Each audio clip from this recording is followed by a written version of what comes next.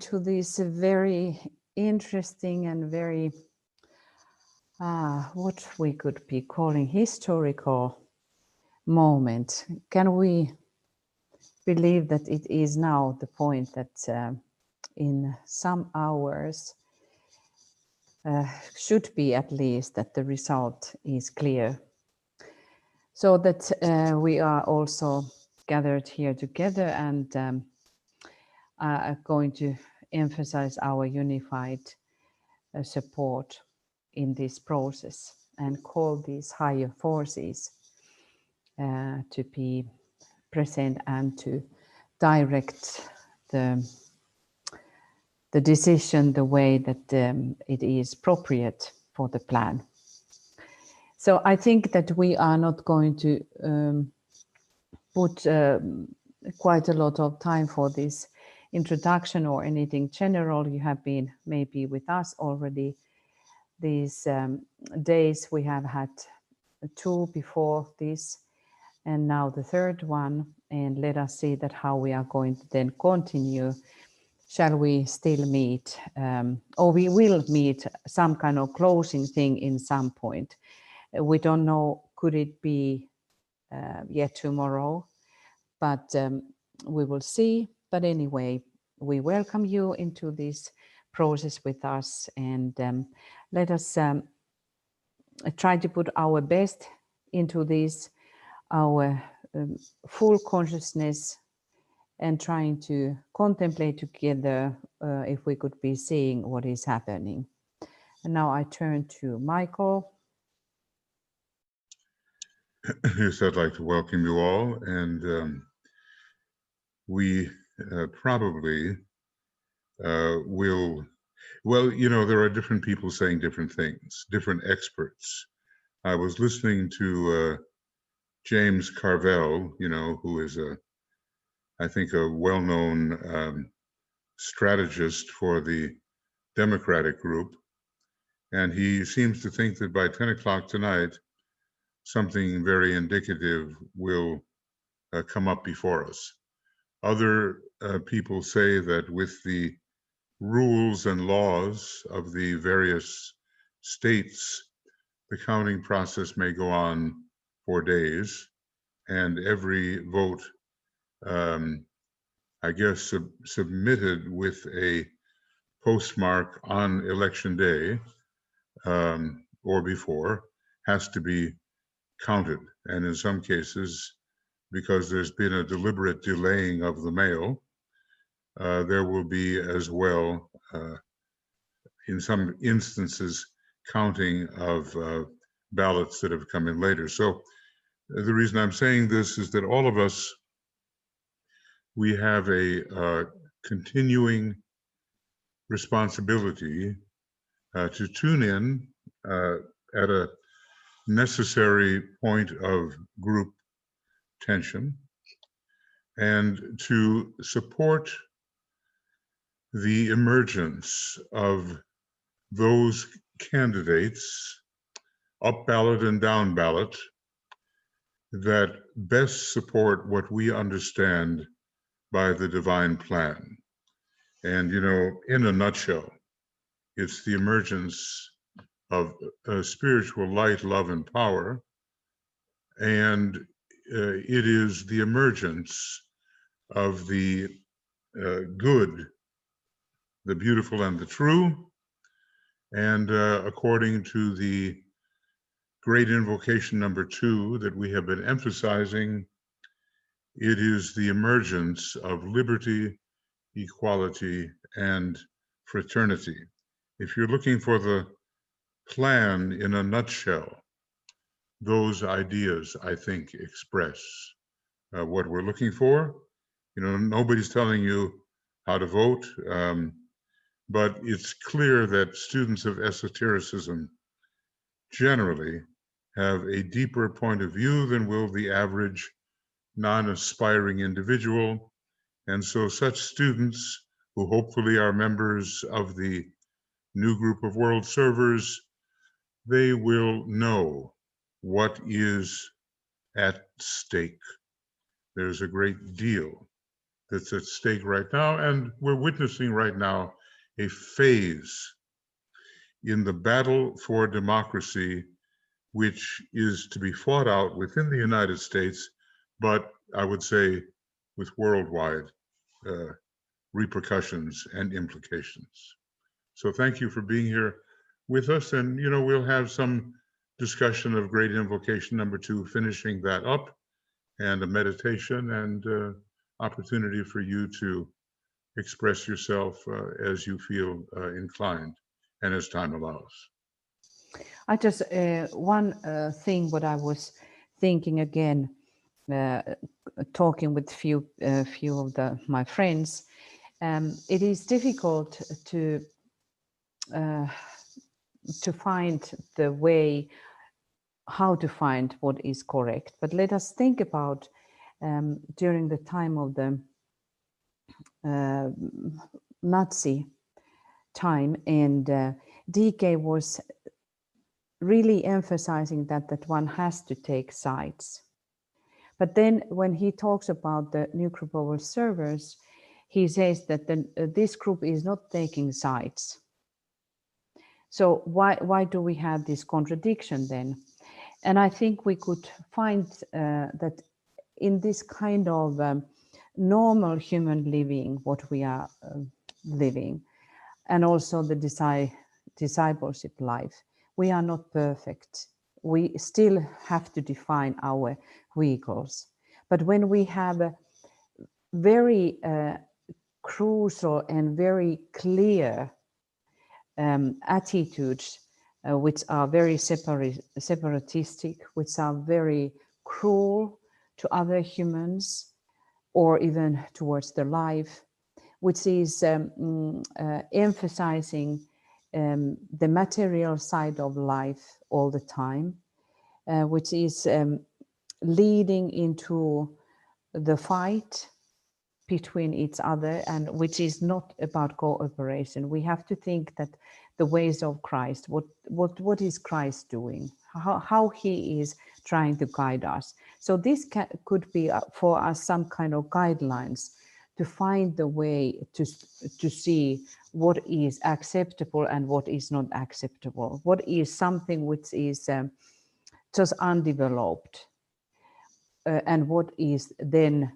very developed to certain direction. So I have a little bit to add to that when the Tibetan emphasized the kind of neutrality and the emphasis upon goodwill, it was in the middle 30s when a certain second ray cycle was reaching a high point.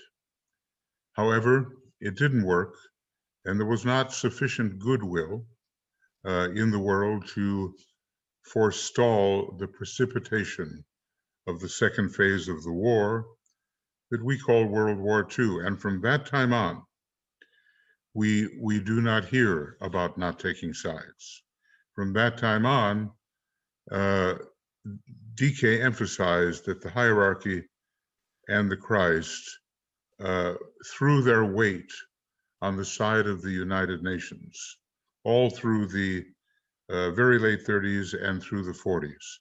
And the Christ was known as the supreme commander of the forces of light.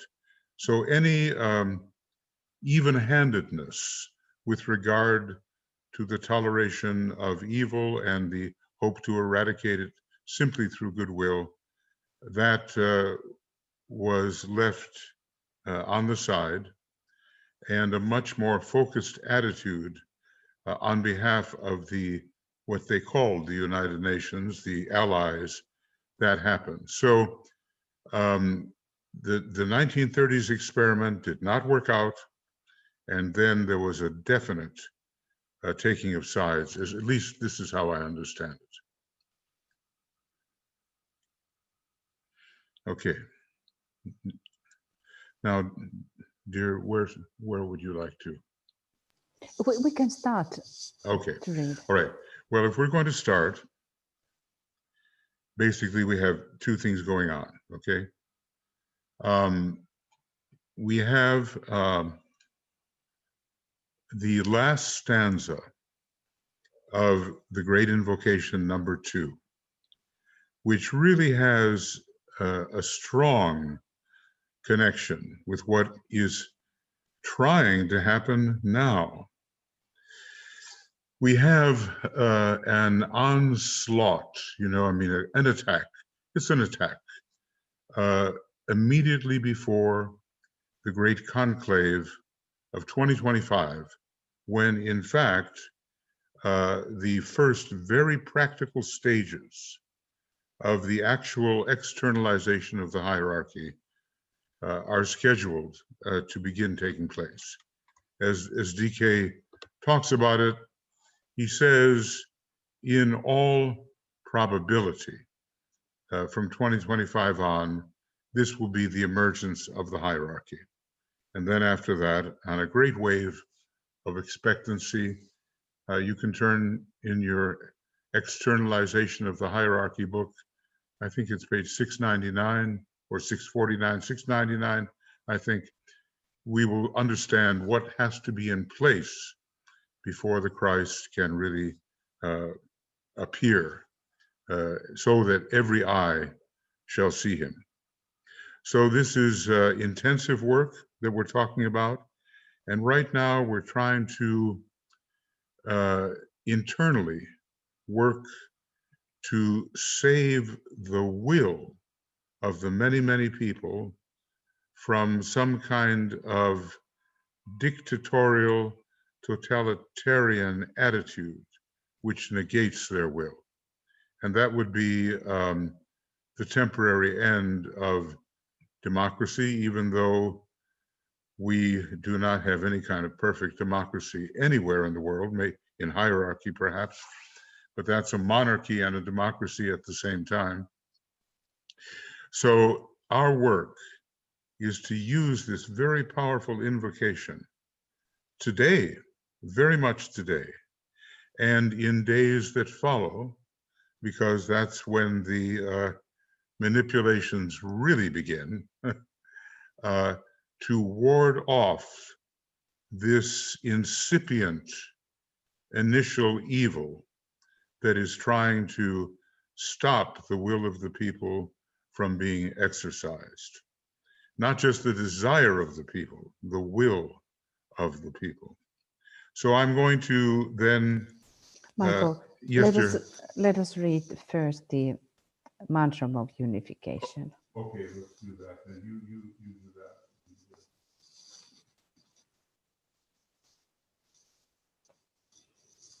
So let us all align in this moment with the group and really consciously being with each of us who have come now together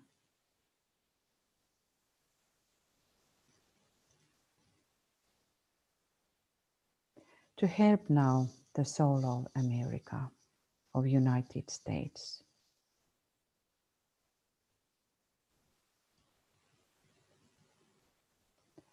The sons of men are one, and I am one with them. I seek to love, not hate. I seek to serve and not exact due service. I seek to heal and not hurt.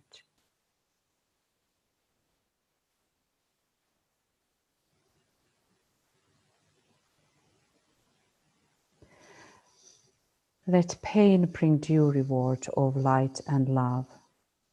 Let the soul control the outer form and life and all events,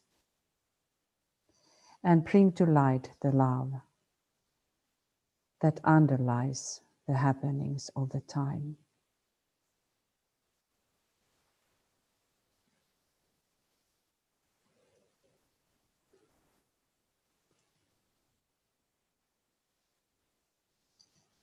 Let vision come and insight.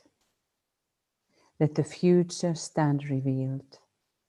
Let inner union demonstrate and outer cleavages be gone.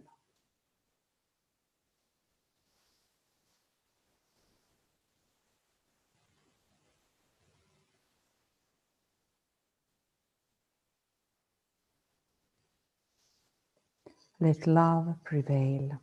Let all men love.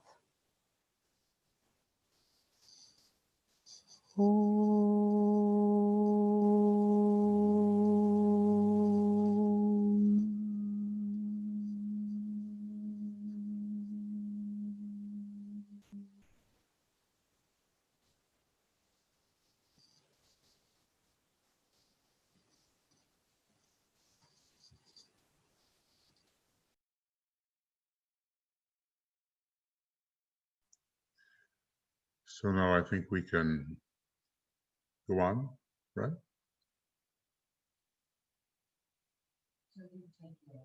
I'm sorry, I can't hear.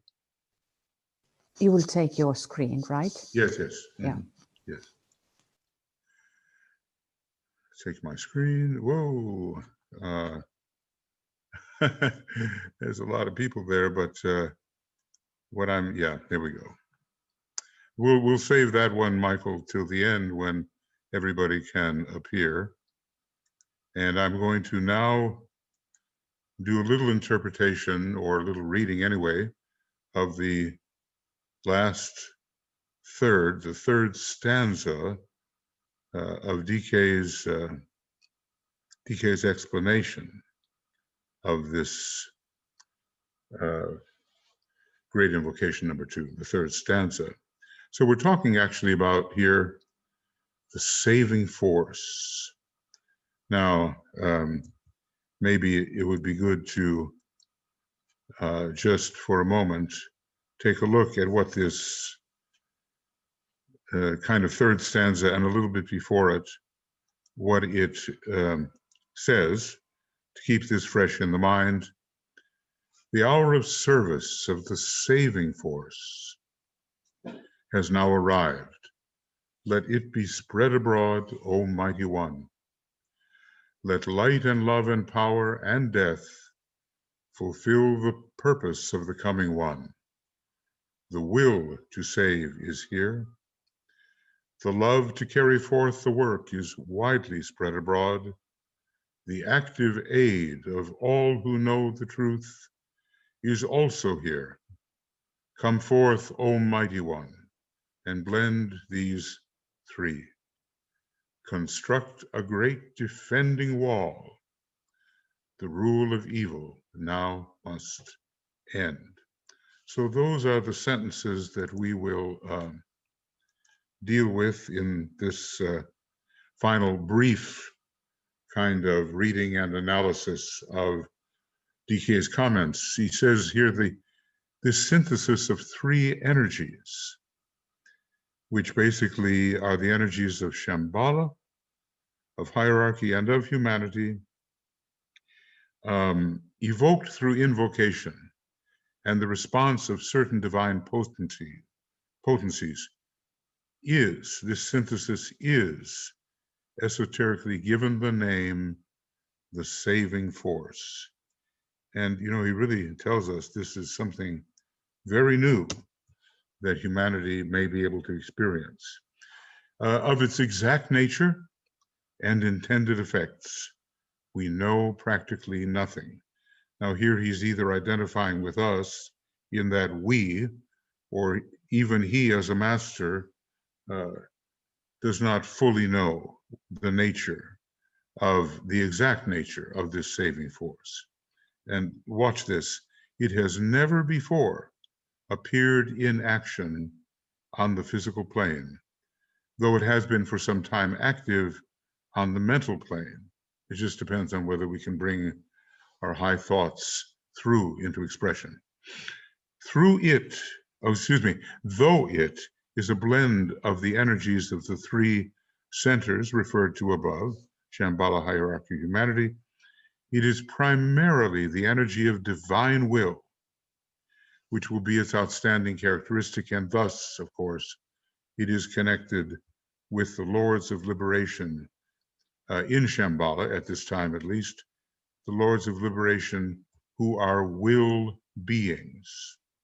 And one of them, the Lord of Liberty, compared to equality and fraternity, is closer to humanity than the other 2, He channels the other two, and it is related to the planet Uranus, which is the planet of liberty and the major ruler of Aquarius, of the Aquarian age.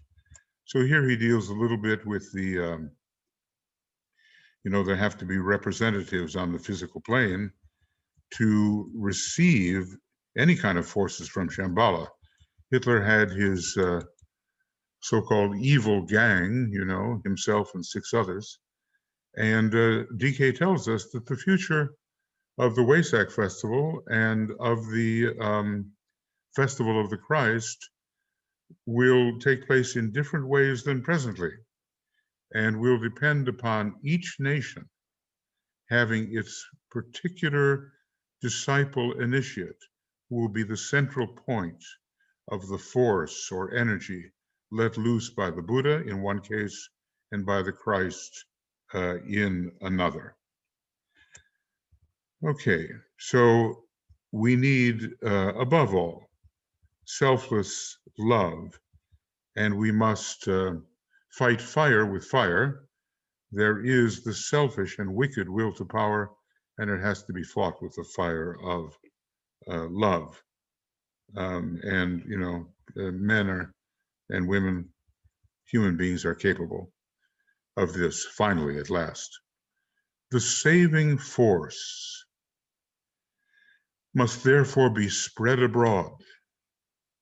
For long ages, men have prayed in the words of St. Paul, quote, "Let the love of God be shed abroad in our hearts."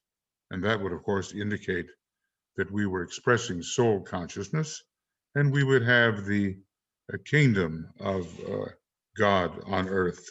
Today, the need, and this was 80 years ago, of course, but let's just say we have a great need even now, because those same forces have crept back through the door left ajar, which was not sealed.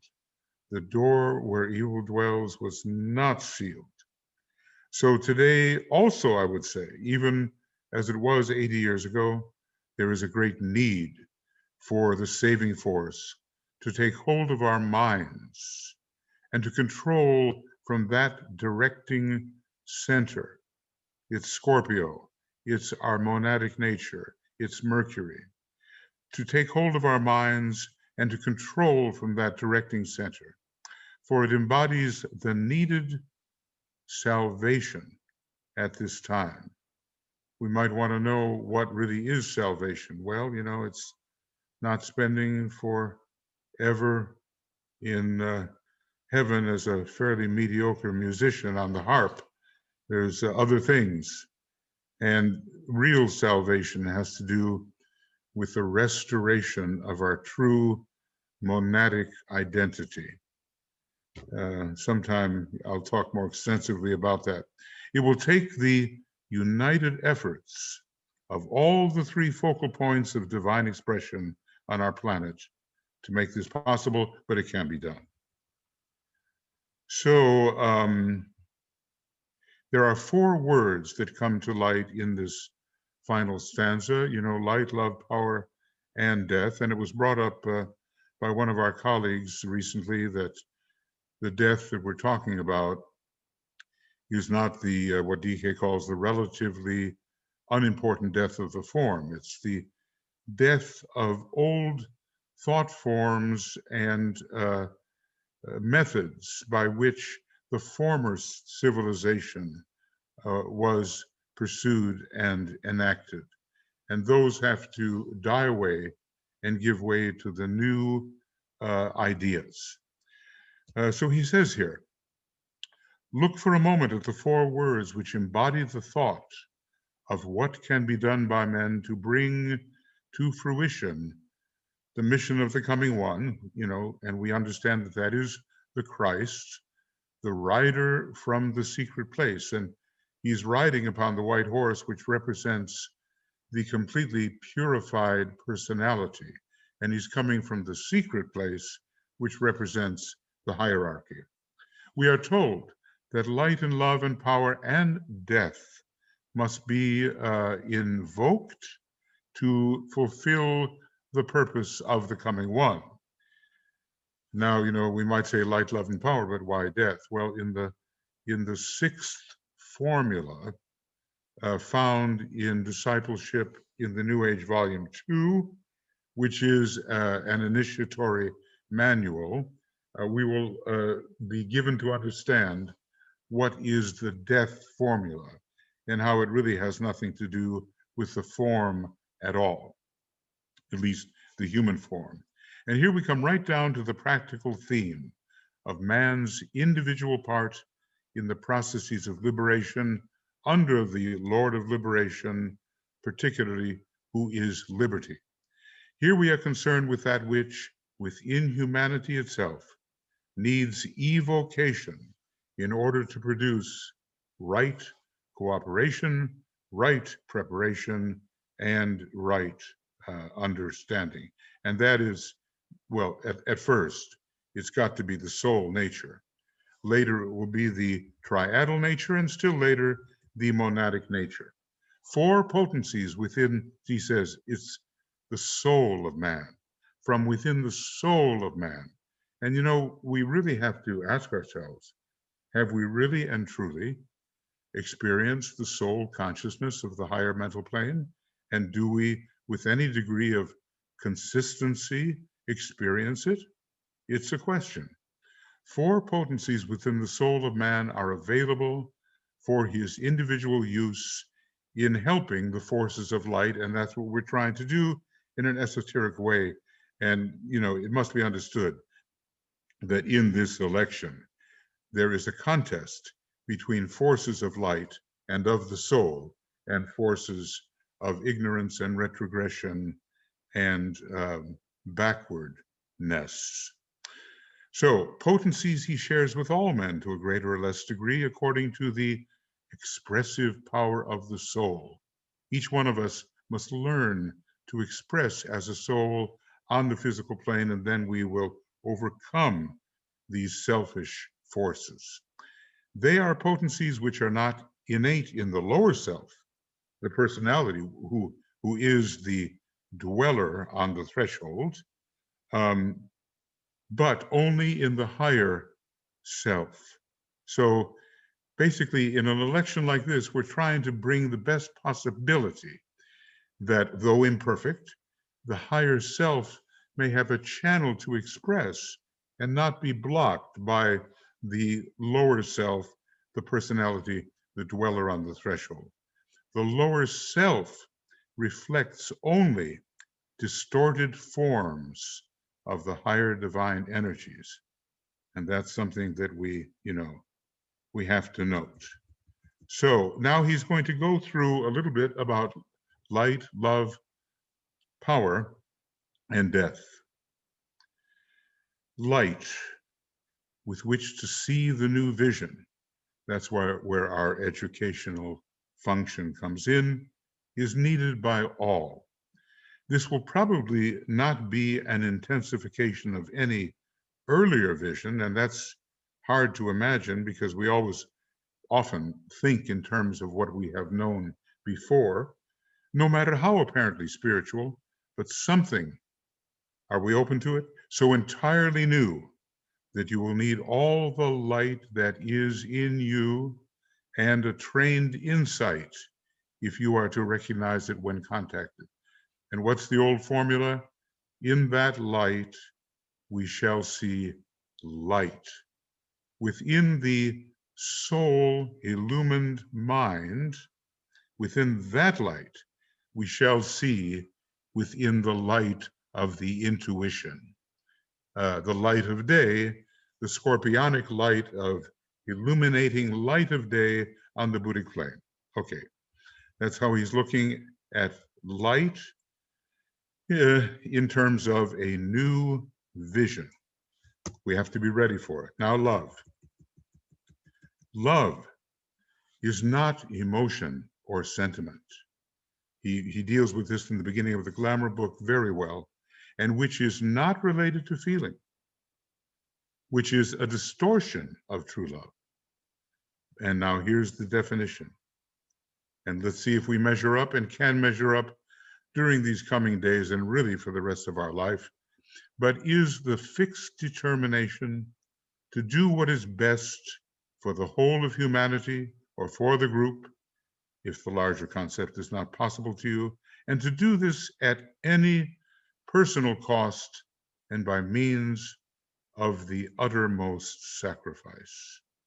What a great definition of love. So let's remember, where we find that, whatever page it's on here, some page will show up here. Okay, well, I'm not, page 277 of externalization. I'm going to repeat.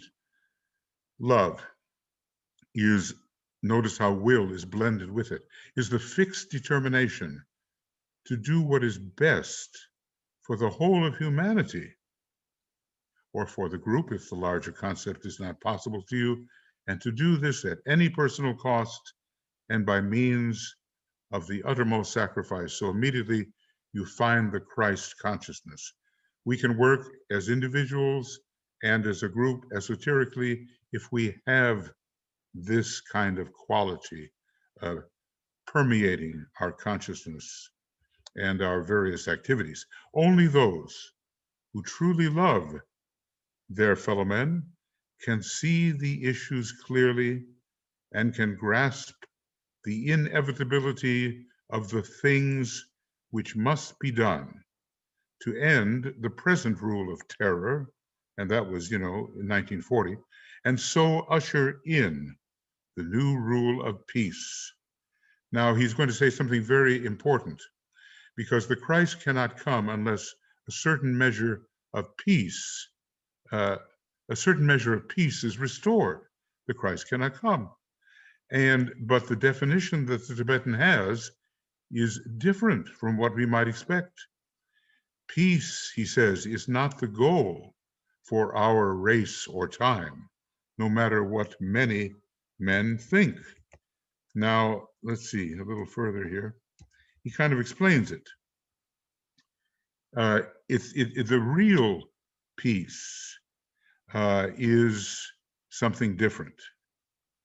Peace has relation, as we usually think of it, to the emotional side of life, and was the goal in Atlantean days. Leave me in peace, don't disturb me, where peace was a great spiritual issue.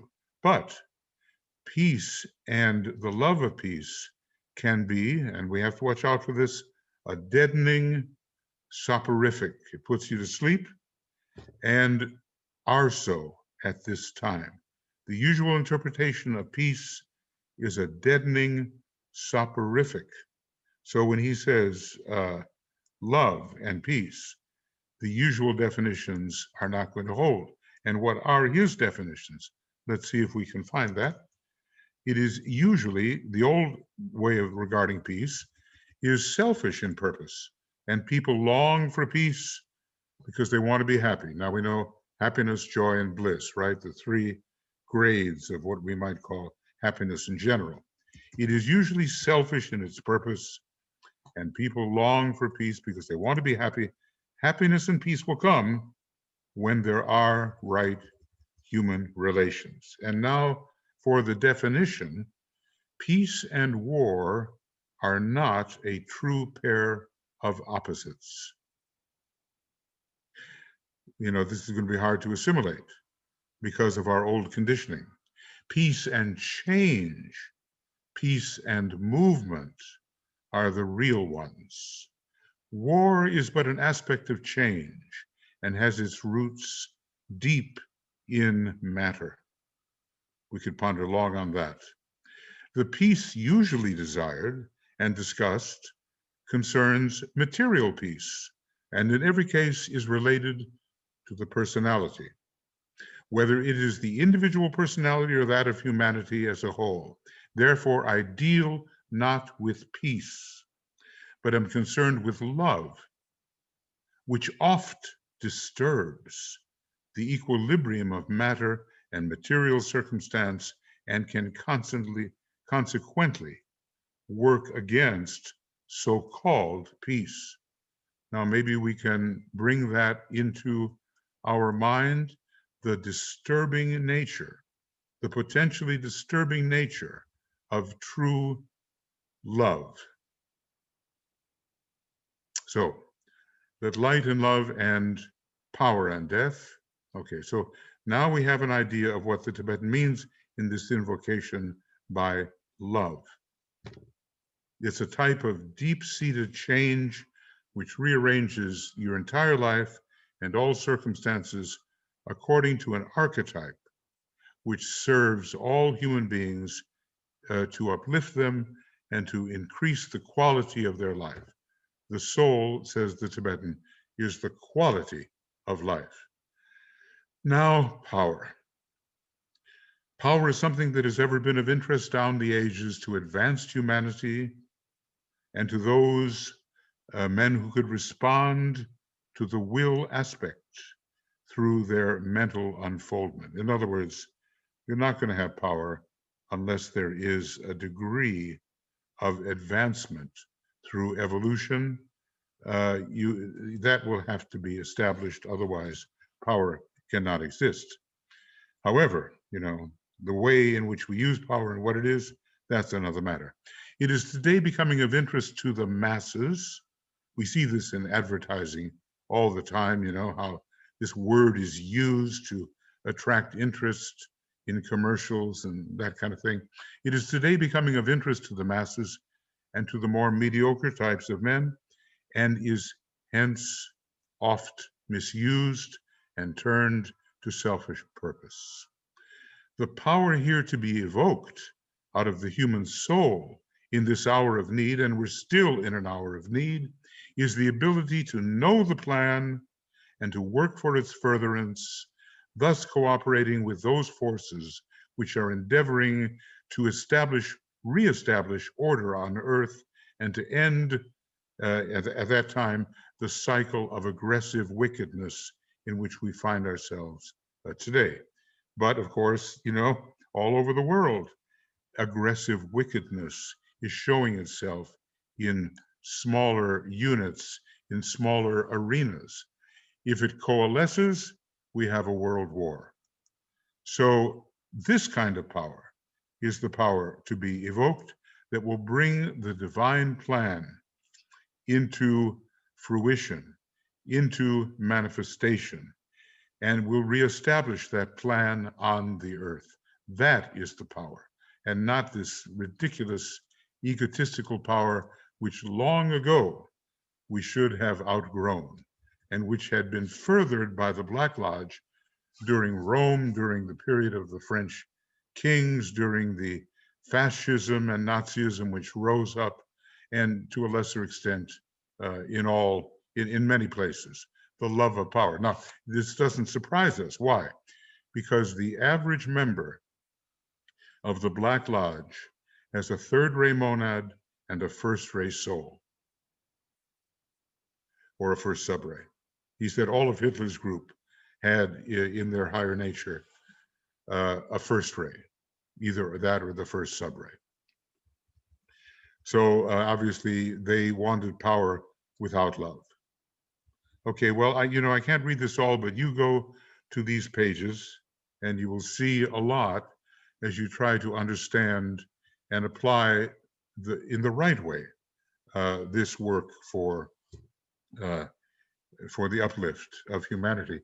Some kind of intervention is needed, it's being said. Now, the hierarchy itself will make an intervention as it is invoked. It is possible and takes place. When it takes place, it will be an intervention in time. Such an intervention is hinted at in the sacred scriptures, such as the New Testament, where it is foretold, quote, "For the sake of the elect, the time shall be shortened." Now, boy, you can really misinterpret that one.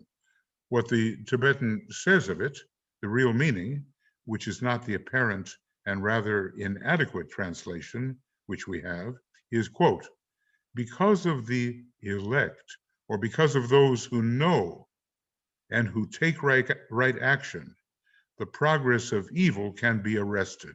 And do we, do you, do I, do we feel, do we know that we can be one of those because of whose action, because of whose thought, the progress of evil can be arrested?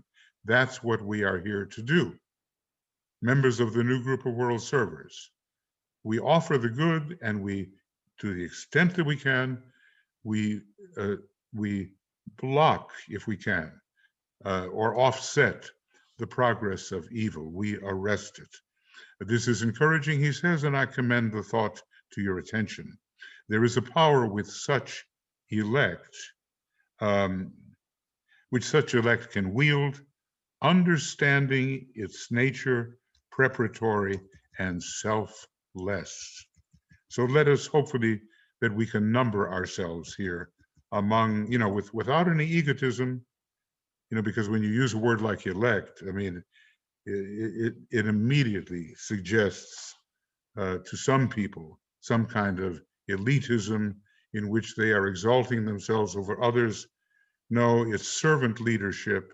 Those who truly love their fellow men will be their servants. Those are who the elect are. And finally, maybe the most paradoxical here, let light and love and power and death fulfill the purpose of the coming one. To what does this refer? Not to the death of the body or form, for that is relatively unimportant, but to the power to relinquish. Now that's renunciation, right? And that leads to the freedom of the fourth initiation. We're not there yet, but every little relinquishment leads us in that direction and leads humanity into the freedom from its ensnarement by matter. So to the power of relinquishment, the power to relinquish, which becomes in time the characteristic of a pledged disciple.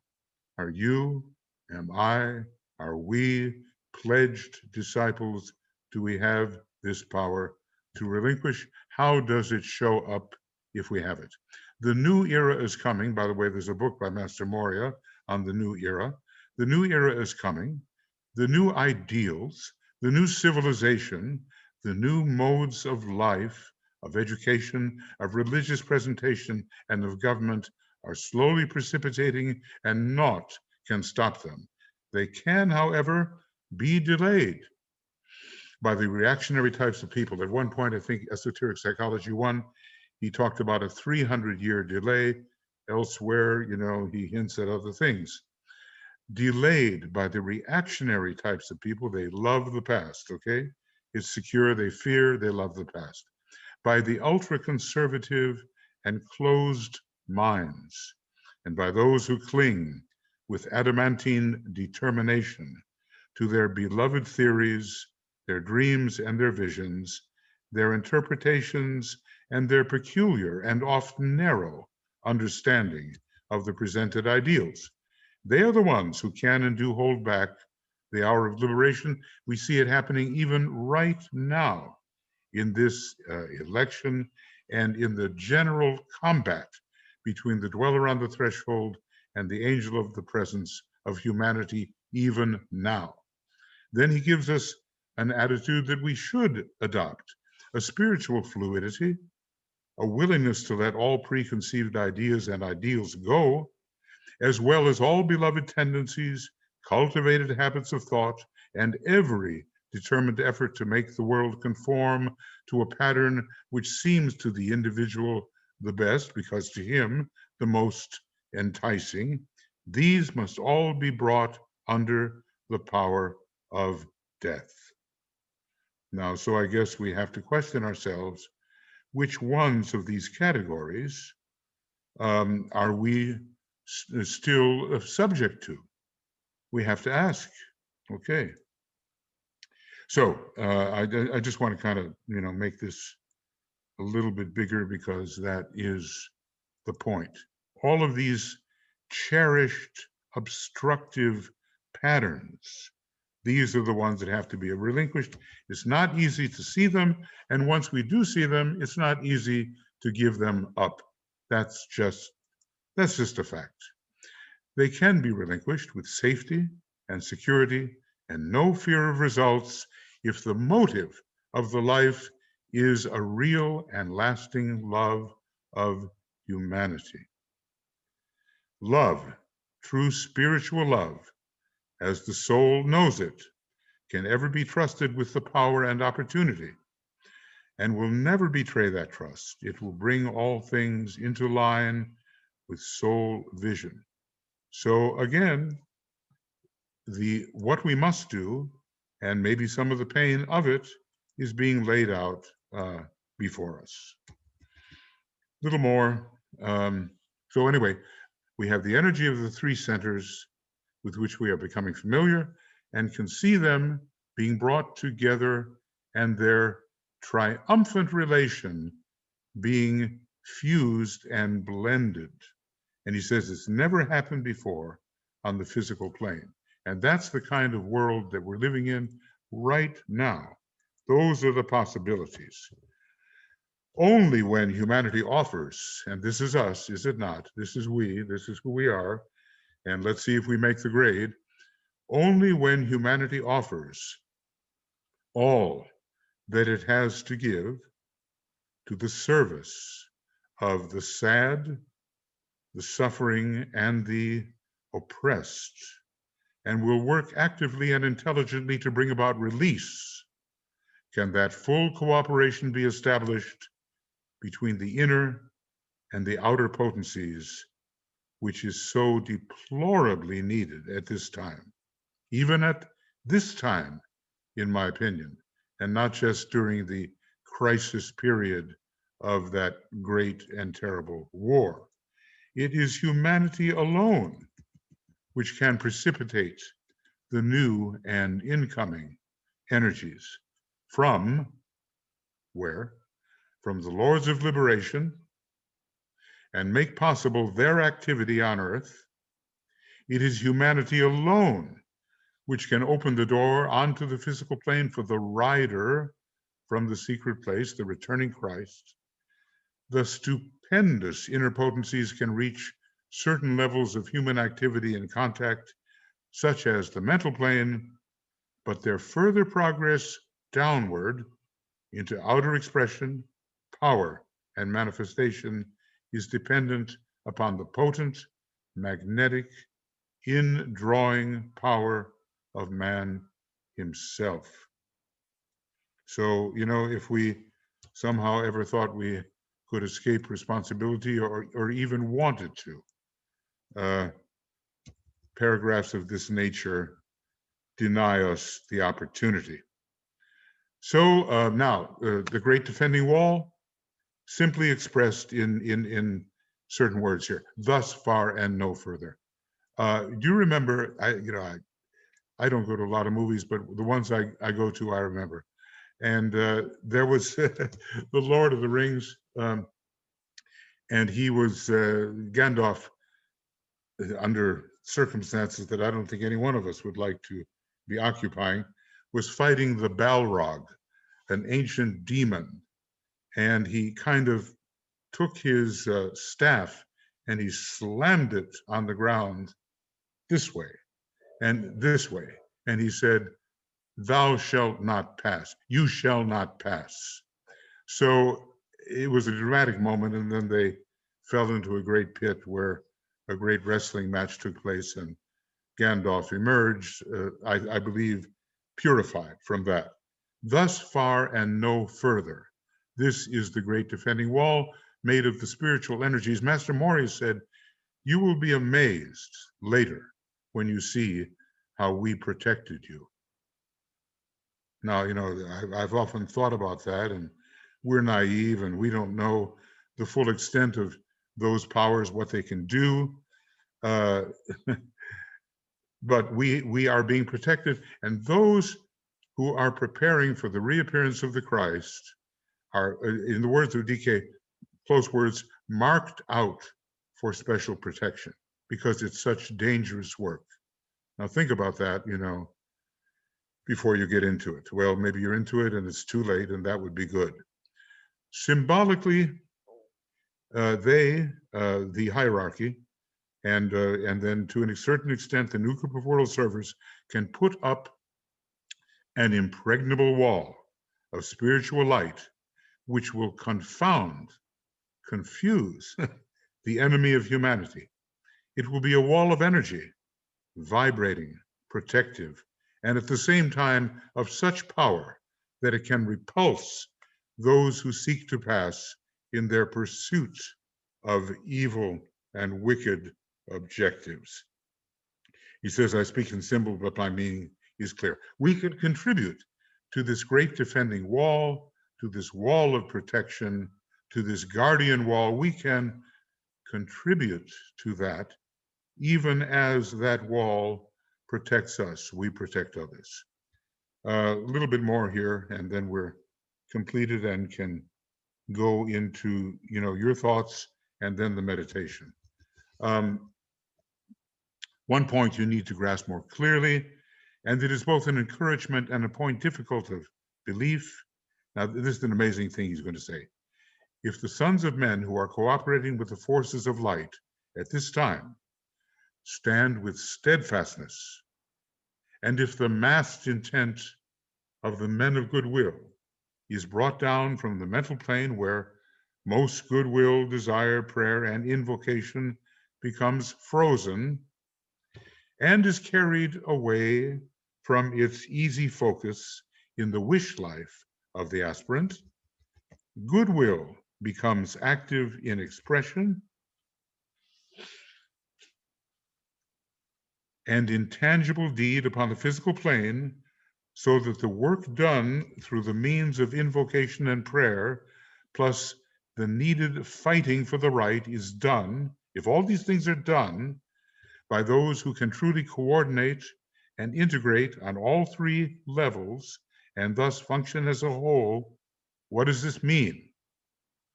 If all of that can be done, it's a very tall order, isn't it? But this is what he expects of us. This will mean the finish of the dominance of matter for all time. Well, with respect to our planet, I'm sure. This will mean, if we can fulfill these things, the finish of the dominance of matter for all time. So the stakes are very, very high, and we should read that paragraph. If we can do these things and take our thoughts frozen upon the mental plane and carry them down into real expression. It may seem very, very slow, but he says that's just an illusion. When the forces of aggression and of greed are driven back, it will mean the conquest of selfish desire by unselfish love and sacrifice.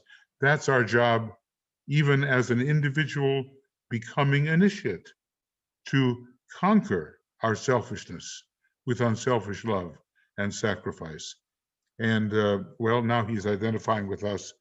This is the reward of those with whom we work, if reward is desired. This achieved situation will then bring into closer relation humanity and the spiritual hierarchy.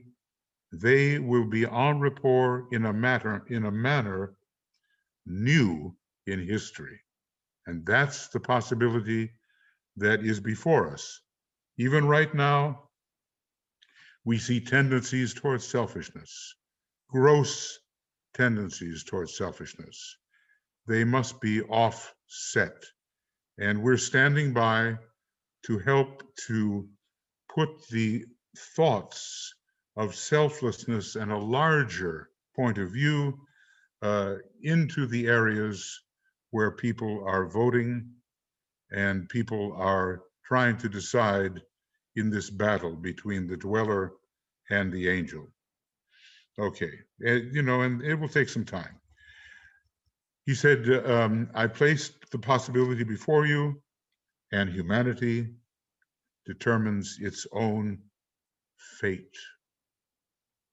So that's where we come in. We're part of humanity, and we are part of the determination of humanity's fate. So the outcome is unpredictable, though we may see a certain measure of inevitability in the future happenings.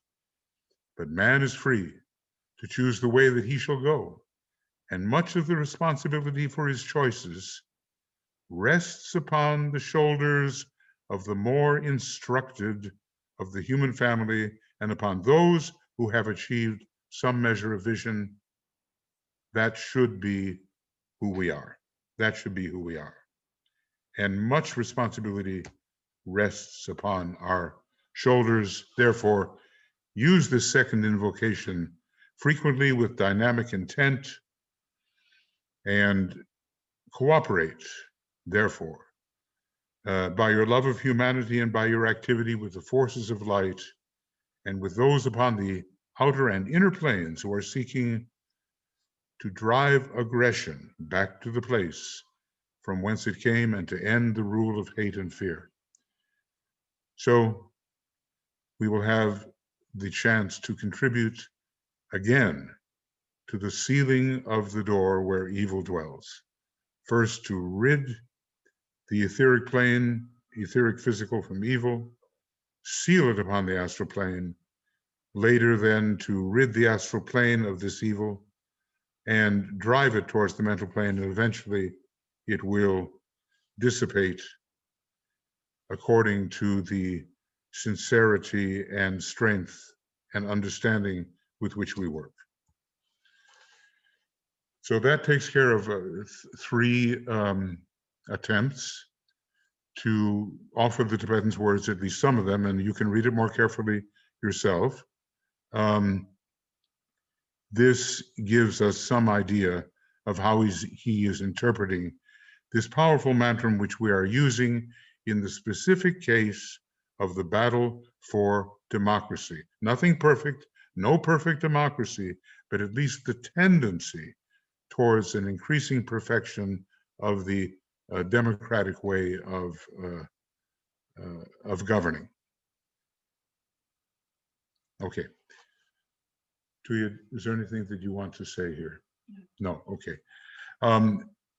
Then if there are any statements or questions, this would be the time for them, and then we'll get into our meditation, I suspect.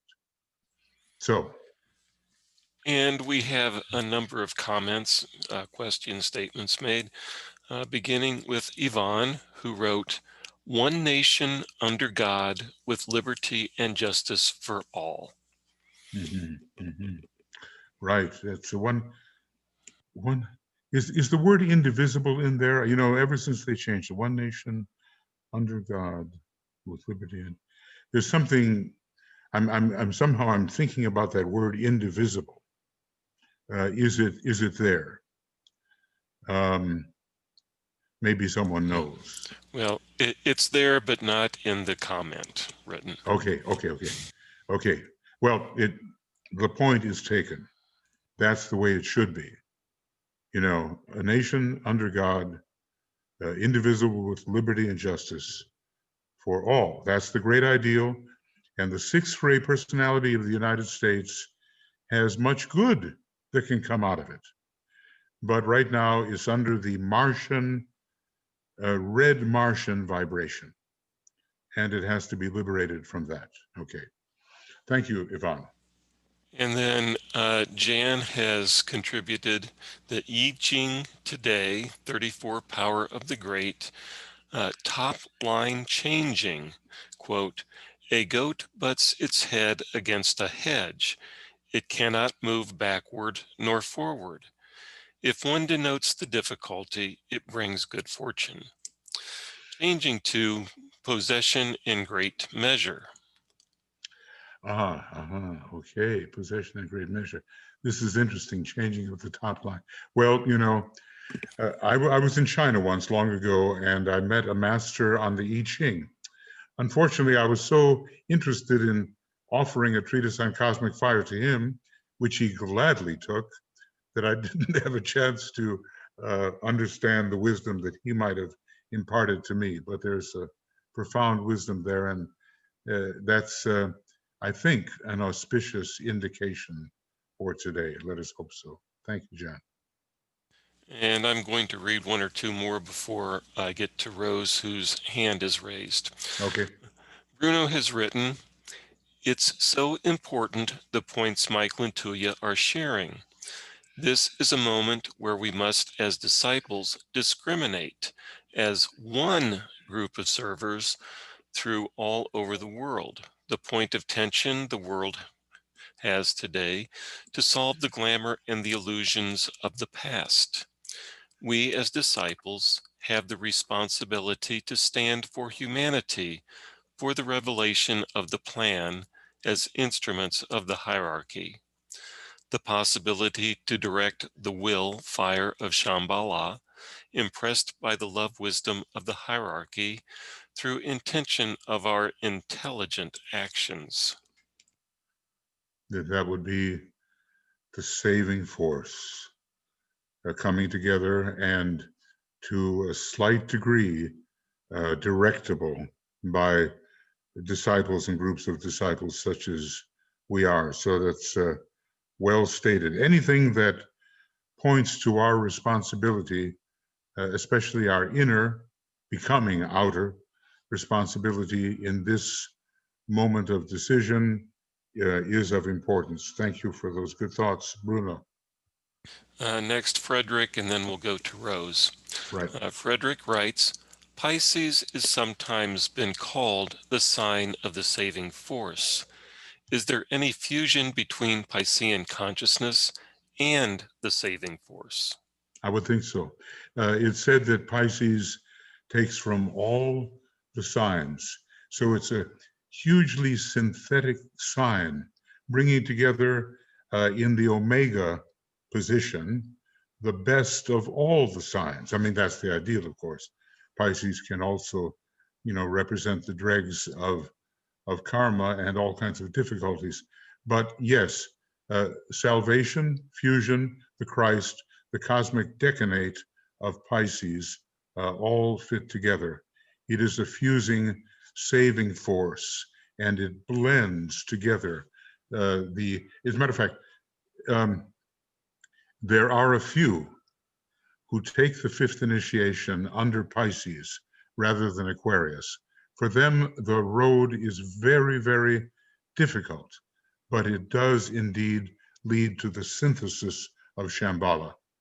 So it is a terminal sign in terms of the gathering of the very best the zodiac has had to offer. And in that respect, it well deserves the reputation of the saving sign. Next, Rose, I've asked you to unmute and you are unmuted. Hi, I just wanted to reiterate the point that I'm sure we're all well aware of, especially at this time when there's such divisiveness and there's such things are put out there to really evoke and stir the emotions and to really create almost like a hysteria.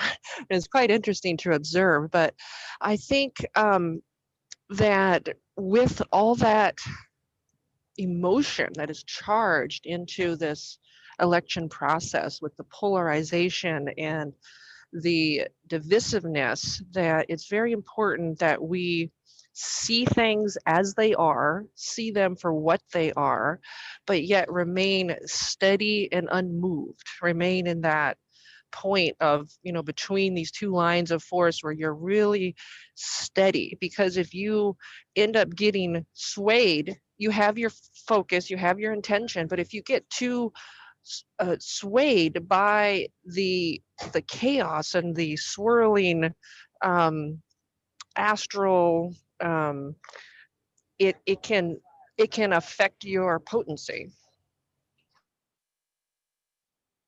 Yeah, that's well said, Rose. We have to stand, take our stand in spiritual being. It always means something different to different people, but the one who stands in spiritual being feels everything, just as hierarchy feels with great agony all that humanity is going through, but does not relinquish the connection with the divine will and with the kind of steadiness that that produces so that others can count upon such an individual and such a group. You know, really, we are constantly given the little mantra, the hierarchy stands. And that, and we too must do that. Stand in spiritual being without allowing our astral bodies to be swept away in the general glamour of the moment. And as you say, you know, some almost hysterical response in many. I was reading the other day, and I told one group, I said, 55 million people have said that this is the most stressful day they've ever experienced in their life. And I was shocked when I saw that figure. I mean, it was from a reputable news feed. It was that kind of group, and I don't know of whom they consisted, but the stress was, in their own opinion, extreme when compared with stress they had experienced in their life. Thank you for your thoughts. Next, Karen asks, would you remind us of how and why the door of evil was left ajar? It had a lot to do with things going on in the Middle East, and Assagioli commented on the effect of Zionism at the time, and that he said, or DK said, as strange as it may seem to you, the very same forces that were behind the Nazis and fascists also redirected their energy into certain of the Zionists who were manipulating the situation in an unnecessary manner. And that the whole Middle East problem arose, well, I mean, it's a huge problem, but at least one of the agitating causes of the problem we are experiencing today with such hatred between people who in other times managed to live quite harmoniously side by side, had to do with a certain kind of Zionist aggression. And yet at the same time, he made other comments that talked about Judaism in this particular case being very important within 500 years, and how it would have an important nobility and set an example for other human beings. So it's not the religion itself, it was the usurpation of ancient lands, and basically lands which were taken in Aryan days 4,000 years ago, 4,000, 5,000 years ago, something like that. And the interesting thing about that is that Master Moria and Master Jesus, for certain, were both involved in that conquest. And so their global karma is considerable in the present day. And maybe this is why, you know, Moria is so inclusive when it comes to world religions, and why Jesus has preached the doctrine of forgiveness with Christ as his high ideal, and made the great sacrifice under the Christ. So they've made up for their errors in former times. And then there's a question about the recording of these Zoom meetings. These are being recorded and are being posted on Makara on a certain page, and I have to find that link. But BL Allison has been sending out to the wide group the posting and where to find them also. Okay. Yeah. I mean, lots. You know, this is here in Externalization. He's writing wonderful things about these three great invocations, or at least two of them, and then later he writes about the third great invocation. They're really worth study, and you would be amazed. Well, maybe you're not because you've read it carefully. the kind of occult depth there is in the very first of the great invocations. You know, let the forces of light bring illumination to mankind and so forth. Incredible depth in that invocation. And then Maria was asking about where this explanation of Great Invocation number 2 is found, and I believe it was beginning on page 266. That's correct. Of externalization of the hierarchy.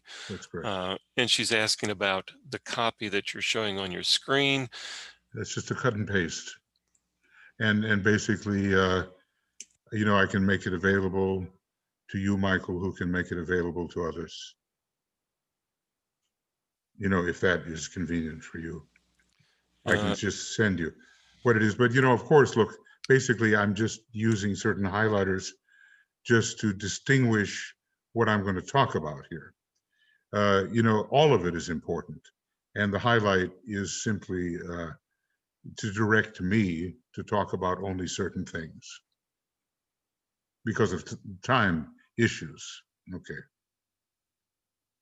And Michael Crow has put in the chat box a link to the previous Zoom meetings on this.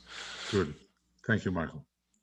Walter has written, after the wizard Gandalf declares to the evil Balrog that you shall not pass, Gandalf then tells the fellowship that's just standing there staring at him and doing nothing to fly, you fools. That means that means another important part of facing the dweller is that right action instead of inaction is needed on the part of the forces of light. Yeah, that's good point.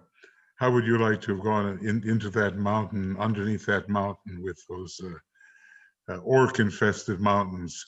He had quite an imagination, this. But to me, Middle Earth is the astral plane. And that's where it all, you know, kind of took place, I think. What's the name of the, what's his name? I have his chart in front of me, but I can't think of the author. Please, someone. Who, Lord of the Rings. Gosh. I'm sorry. Oh. Tolkien. Tolkien. Yeah, Tolkien. Yeah, that's it. Okay. He's a combination of Leo and Capricorn. Capricorn, of course, the Earth mysteries. Okay. And Leo, the great drama that he brought forward. Okay. Now, what else? Anything? Bruno said Gandalf was doing the third initiation on the Mines of Moria. Okay. Well, it's a different system, obviously, but at some point he became Gandalf the White, right? Instead of Gandalf the Gray. And when he came back out of that experience wrestling with the Balrog, the whole Dweller thing, I think, he had turned white. I've never actually read the book, but I enjoyed the films very much. Thank you for your thought. And Francis writes, last night I started off with page 265, in which the reminder is stated that love is essentially an impersonal energy. Poured wrongly can make things worse. Yeah, as a matter of fact, he told us, don't get a group together and meditate upon a certain constellation, which he did not exactly reveal what it was, but you know, it's got to be something in our neighborhood. He says, because you might release such a tide of love upon the planet that it would greatly upset the plan and the economy of energies. So even good things can be poorly placed in time and intensity if we don't know what we are really doing. And that's all the comments at this point, and no hands raised. Okay, thank you very much for fielding those. And so, Tuya, it's over to you then. Yeah, I don't hear you though. I have problems with the bar has disappeared. Okay, there. Okay, I just lost the bar where the microphone is. Michael, could you please explain a little bit about this meditation? The meditation has a color language connected with it: violet, ivory, rose, blue, blue and rose, orange, indigo. Basically, what we're doing is we are ascending through the planes, and we're trying to use what skill we have to clear the various planes which are responsible for Maya, glamour, and illusion. We're trying to disperse the Maya, dissipate the glamour, dispel the illusion, so that we can make a bridge into the higher mental plane and into the sphere of indigo, and support the intention of great invocation number 2, which we hope will be influential in clearing the atmosphere of the wrong reasons to vote. So the idea is to clear the atmosphere of the things that mislead people when they're trying to make a correct decision in line with the plan. Many people have made up their mind, but you never know. So something good can happen out of it. Okay, I'll turn my microphone off. Good enough to me? Okay. So, and again, we will repeat that because this is like an inner ritual, that if you would be so kind and respect that as it is when the ritual is starting and going on. So it is a whole process that we would ask you to just be very concentrated and work with us. If we understand about this moment of time, that there is also magic involved. If we understand about it, for humans, it is magic, even though everything is under the law. So we can use the law of invocation and expressing our will in it. So that is what we are also doing. And these spheres, or those planes that Michael was pointing out, they are like spheres of sound or spheres of invocation. That is how we are now thinking. We are going through certain spheres of invocation, and we establish certain things in them. So we are also using mudras this time, and try to hold that is said that mudra is the wordless speech.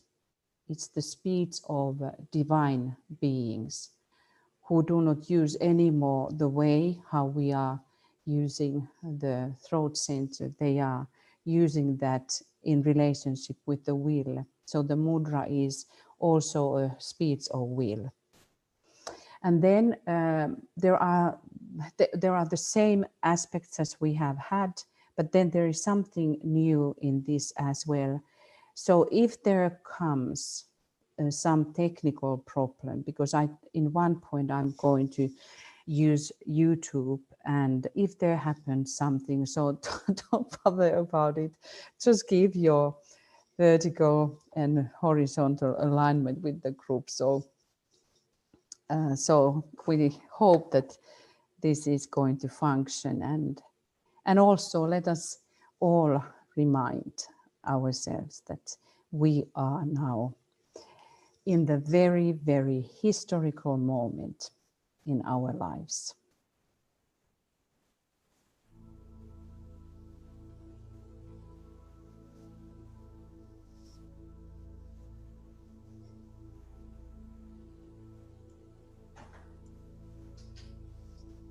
Do we hear the music? Yes. I don't hear it. Yeah, it's there. Tell me when it is okay. It's okay. Okay. So first we will Listen again. Tibetan, who says in externalization of the hierarchy, 353. This work, Christ said, goeth not forth, save by prayer and fasting.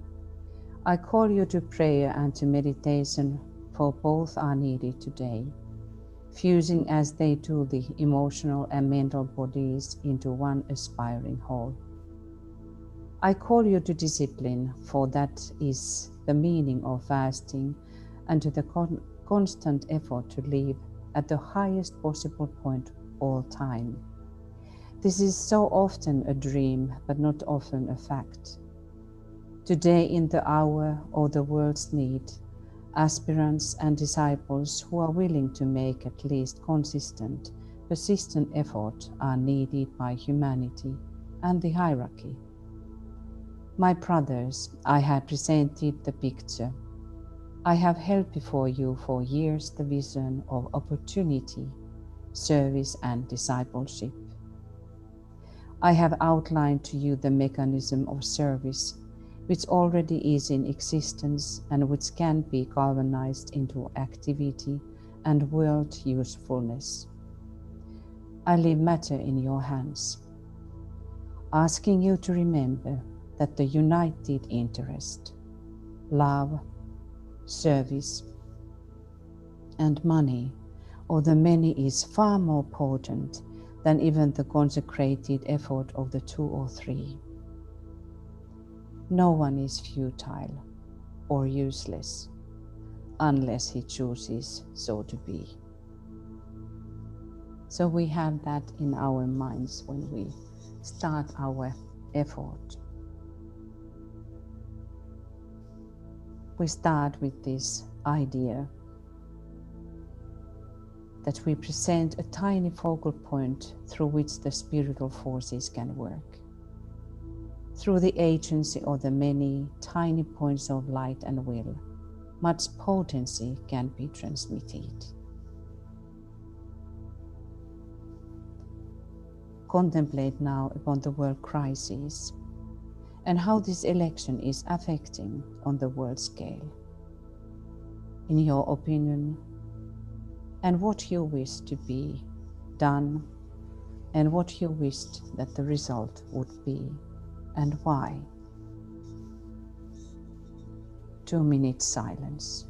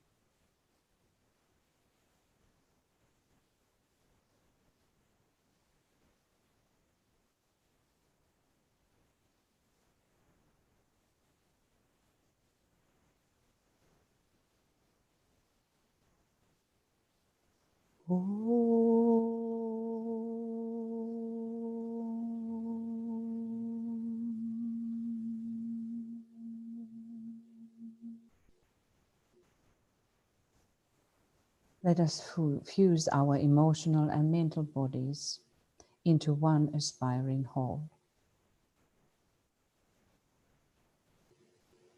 Contacting with our soul.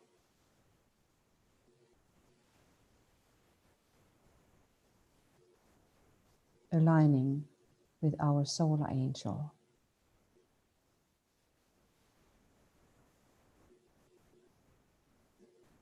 And now also with the solar angel of the United States. Visualize the vast angelic cooperation and see how your soul is now linked in mystery with the Dharma of this great directing entity of United States. Thus, that is a mystery.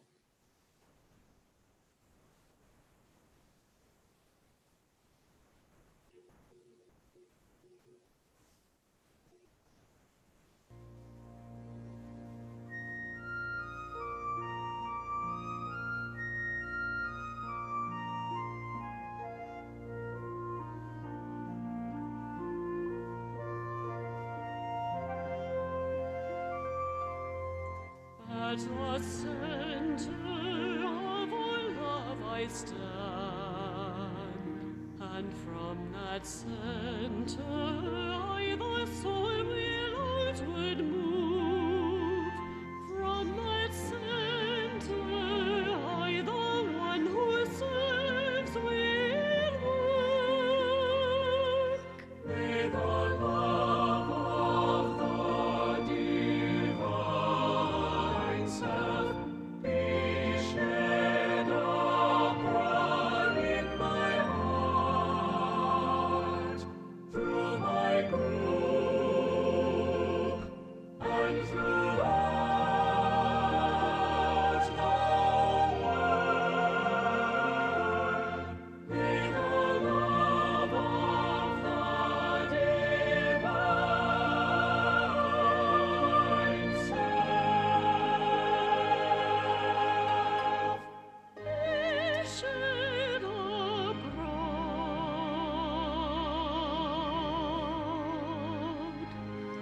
in my heart, through my group,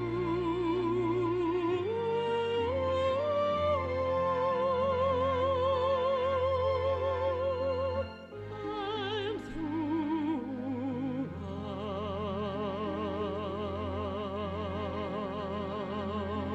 the world.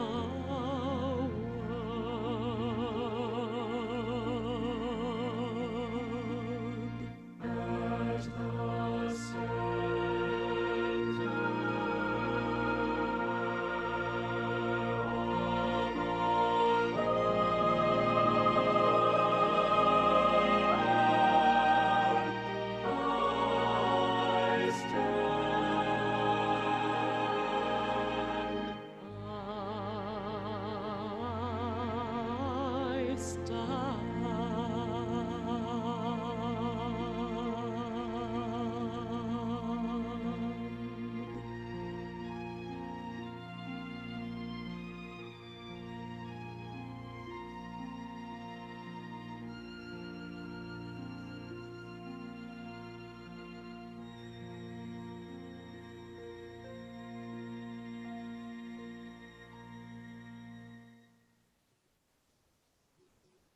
Now we are ready to start our approach together.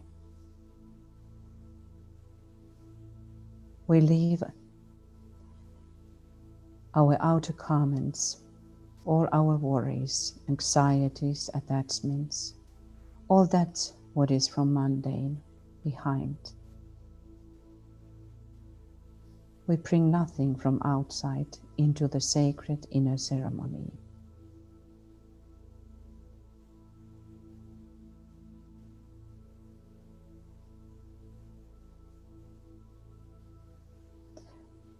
We are ready now to move forward into the third ring, third sphere, pass through the two guardian angels,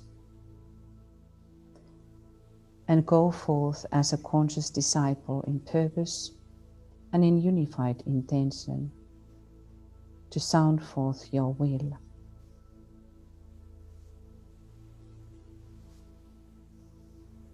Enter into the first, the outer sphere, over violet, and perform earth witnessing mudra, which is telling about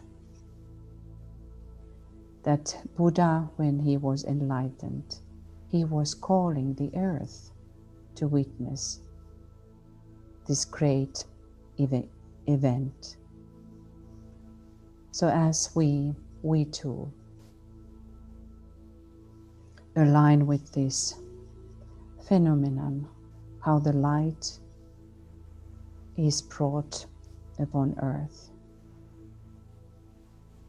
we are ready to spiritually demand higher forces to enter into this challenging world moment, which is now played out in the United States. Horizontally, realize your group brothers and sisters who are on the same task.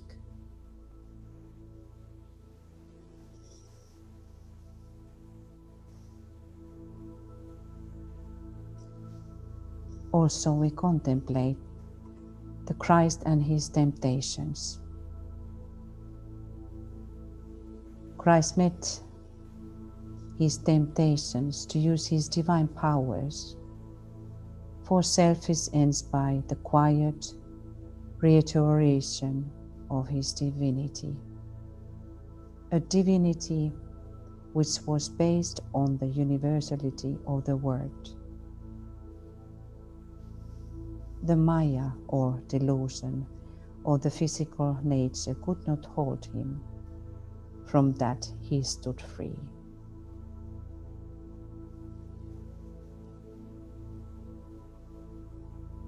Let us now sound Om for dispersing Maya in United States.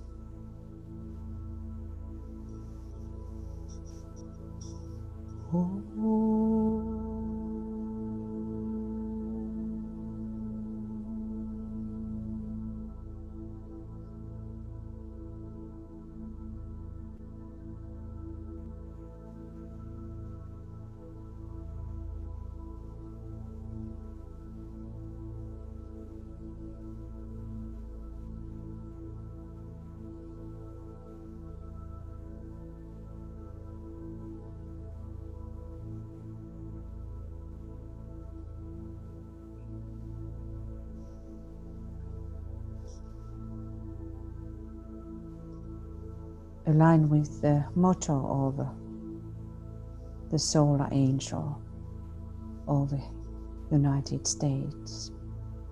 I light the way. And see the lighted way purifying the chaos of Maya.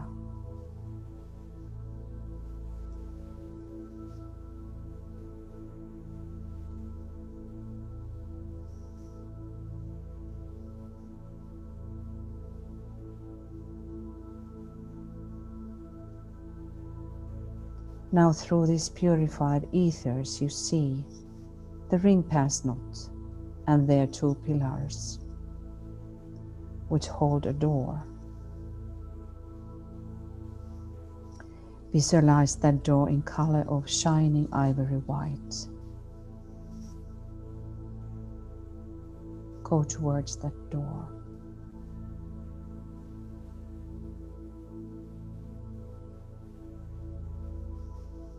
Stand before the door and now sound Om for aligning with that what is on the other side.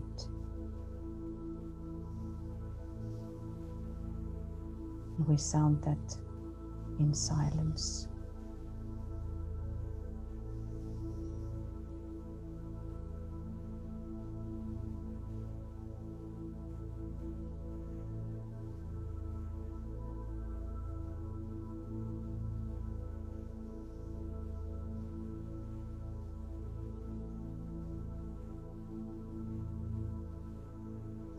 See the lighted way appearing and leading through the door.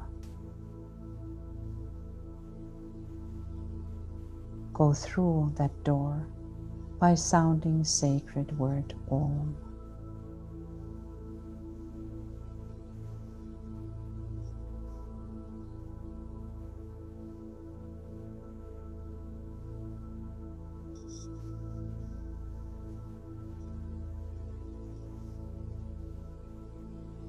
We have come now to the second sphere of light blue.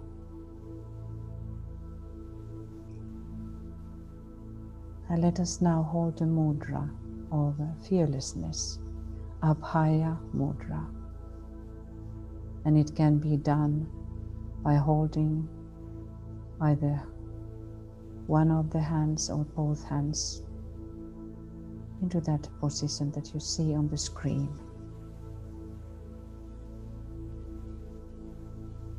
This is indicating how the workers of light, the deities, they can go wherever. They do not need to be afraid because they carry the light.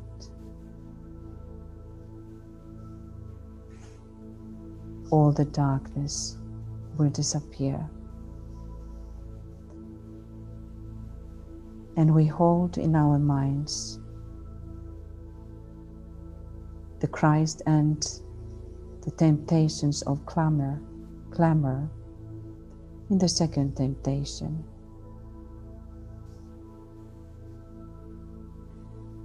He met this temptation with the submergence of his vital spiritual life by an emotional use of his divine powers. Desire was transmuted into power through victory achieved.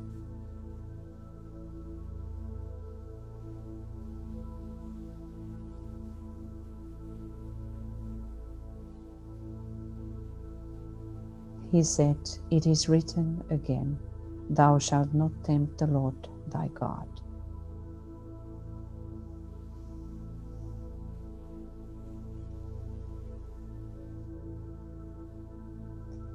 Let us now sound Om for dissipating clamors in United States.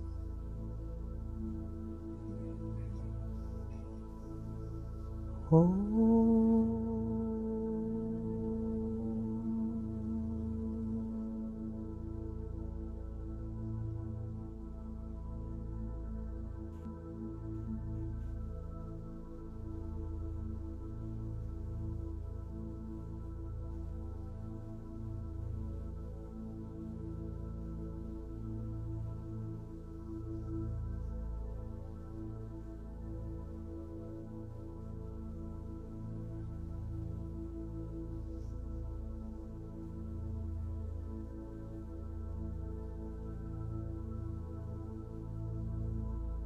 We align with the motto, I light the way.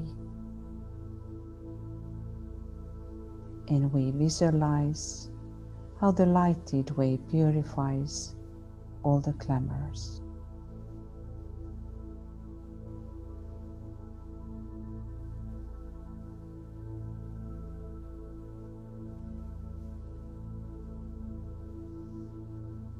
See the ring pass knot and the two pillars, which holds the door and now in glowing silvery rose color.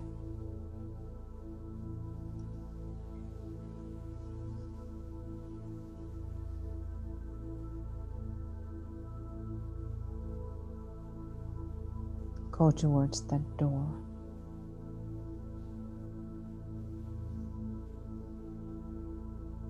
Stand before the door and now sound Om for aligning with that what is on the other side.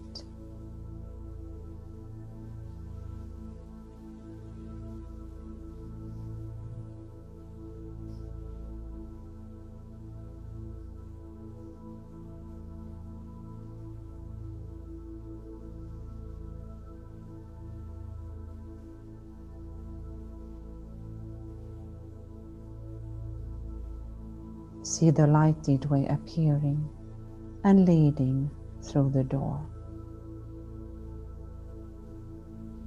Go through the door by sounding sacred word Om.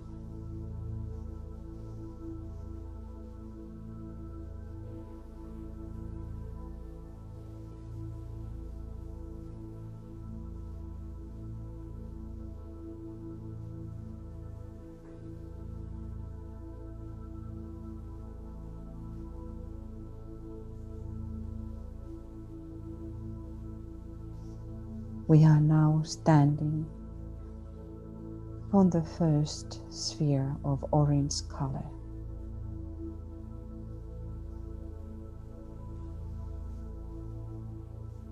And we perform a mudra, which is called Dhyana Mudra or Dhyani Mudra. The mudra of meditation and of divine will. This is the mudra in which the Buddha emphasizes his supreme power, divine power.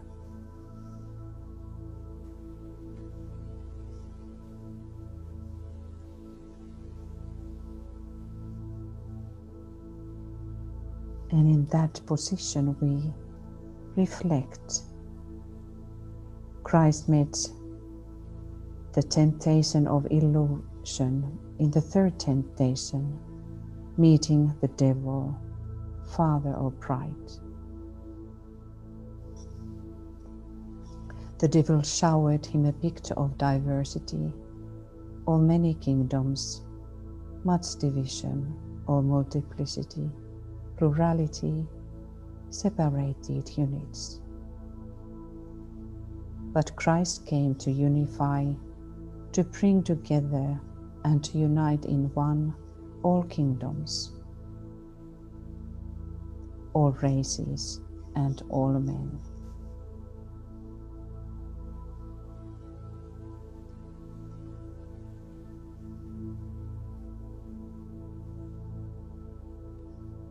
With this idea, we imitate the Christ and we sound Om for dispelling all illusions in the United States.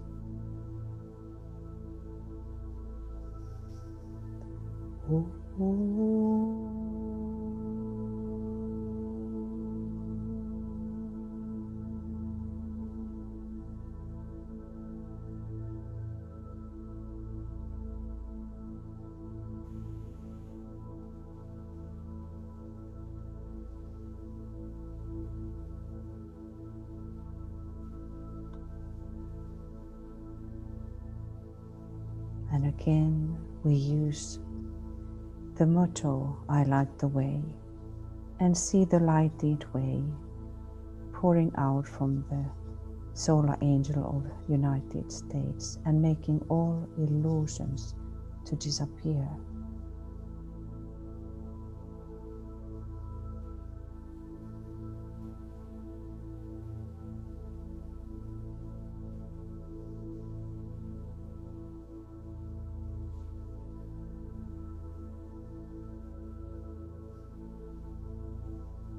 And we stand in clear light upon the lighted way and see the ring pass knot and their two pillars, which holds now the door in radiating indigo blue color.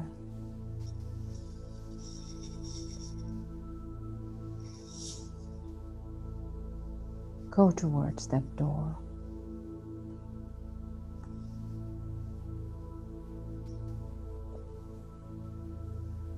And we stand before the door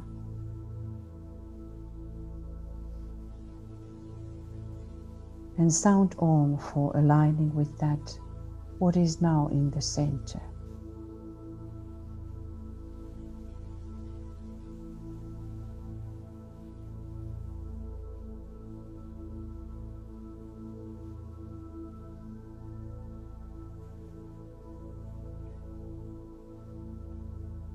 See the lighted way appearing and leading through the door.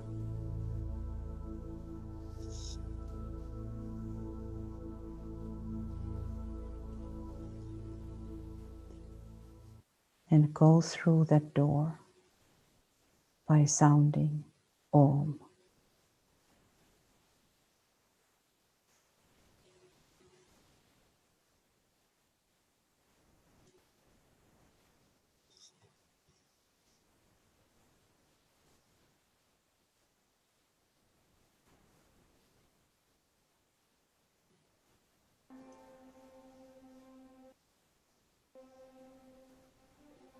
We have now reached the indigo blue sphere.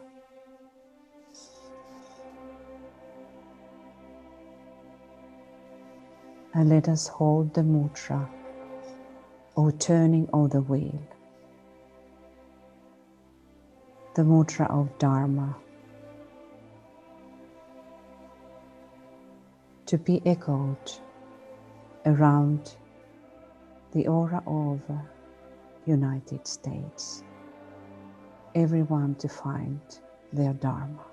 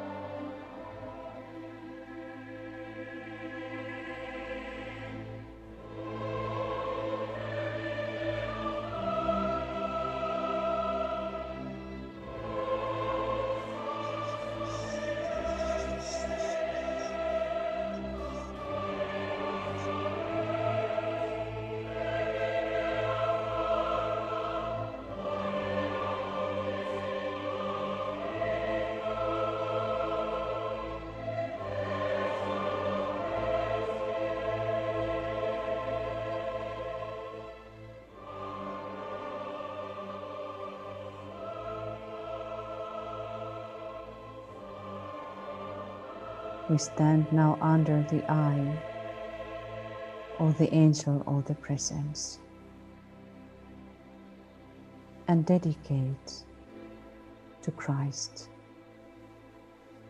We have gathered in your name, Lord Maitreya, be with us.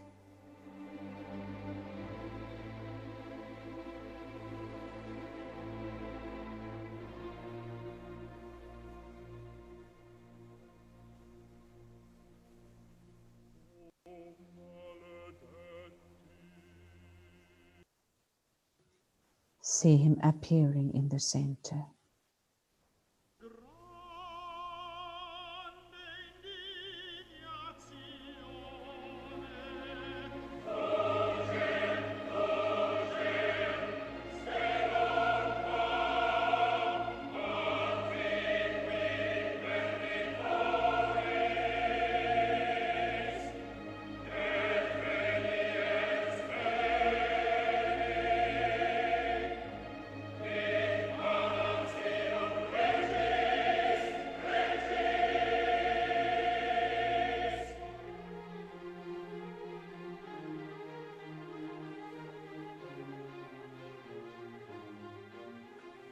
Group stands now gathered in the center of mystery space of invocation. Standing in the sacred circle of sisters and brothers, strongly aligned vertically.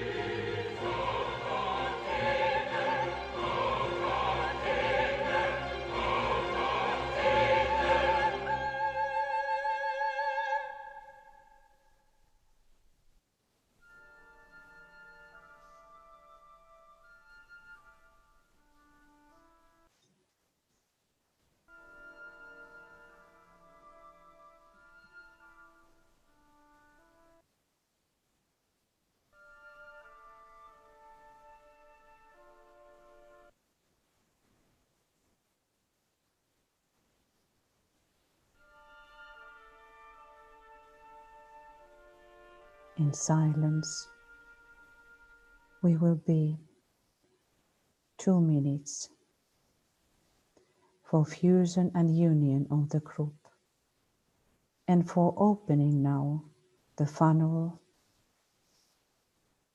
into the higher realms and to become a wheeler of spiritual energies, to be used by spiritual force. In silence, we call Holy Spirit, the wielder of the divine word. 2 minutes silence.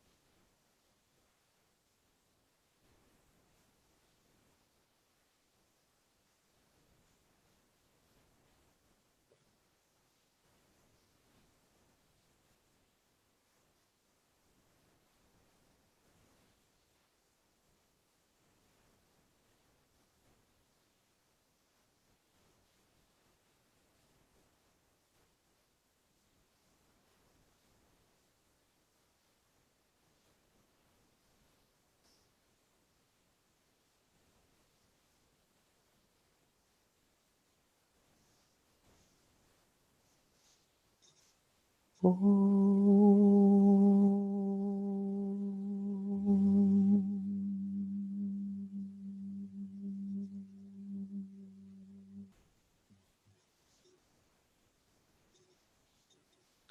utmost silence and vertically aligned, we listen and contemplate Master DK's words.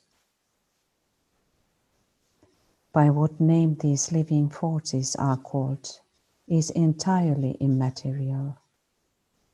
They can be regarded as the wise regents of God, who can and will cooperate with the spirit of life and of love upon our planet.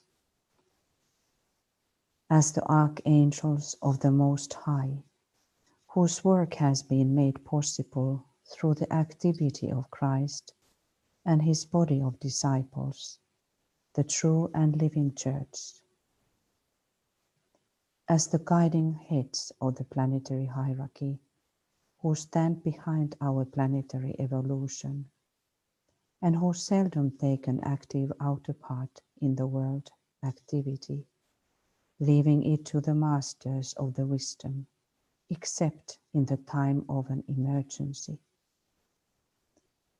But whatever name we call them, they stand ready to aid if the call comes forth with sufficient strength and power from the aspirants and disciples.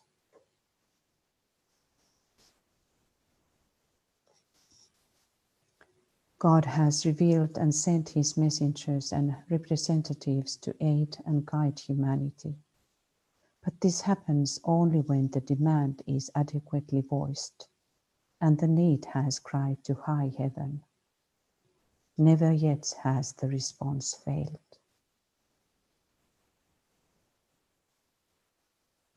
There are no limitations when true esoteric work is undertaken. To this end, I seek to emphasize renewed application to meditation and a constant, steady use of the invocation, particularly the one which begins by invoking the Lords of Liberation.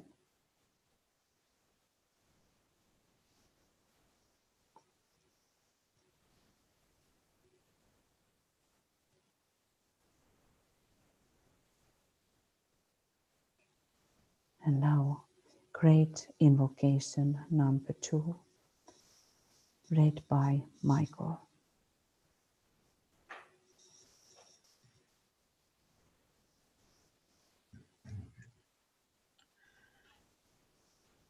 Let the Lords of Liberation issue forth.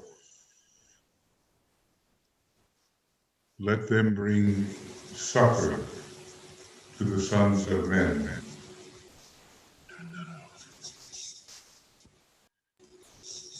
Let the rider from the secret place come forth, and coming save.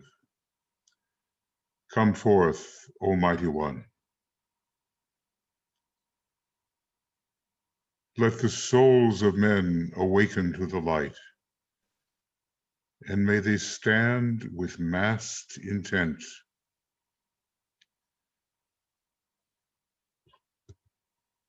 Let the fiat of the Lord go forth. The end of woe has come. Come forth, O Mighty One. The hour of service of the saving force has now arrived. Let it be spread abroad, O Mighty One.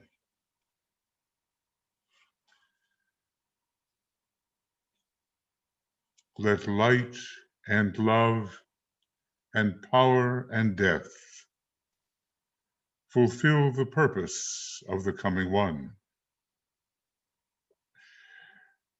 The will to save is here. The love to carry forth the work is widely spread abroad.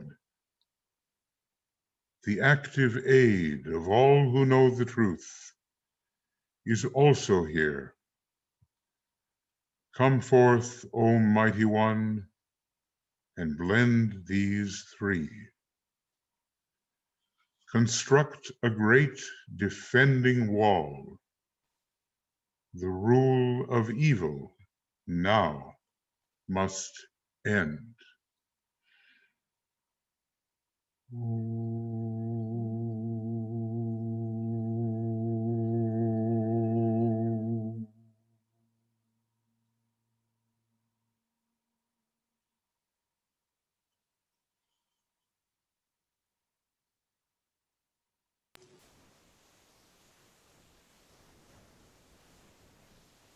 One minute silence.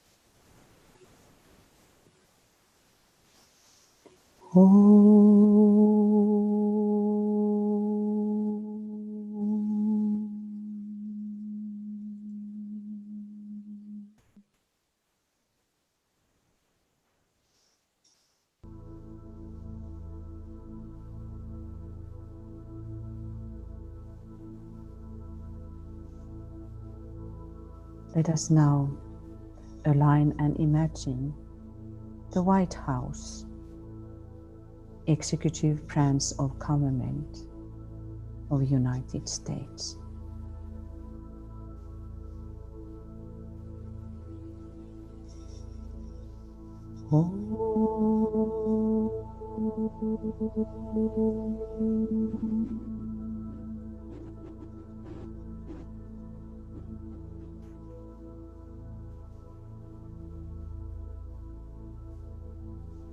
The Capitol, legislative branch of government of United States.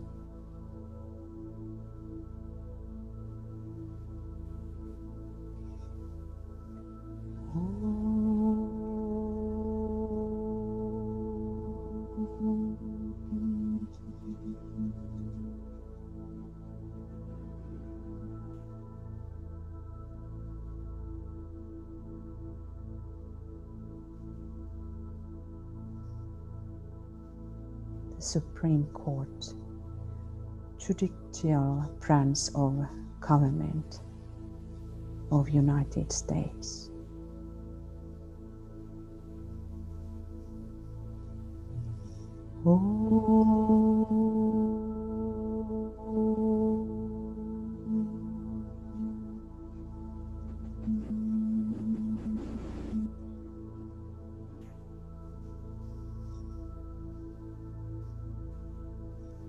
Visualize the triangle between them.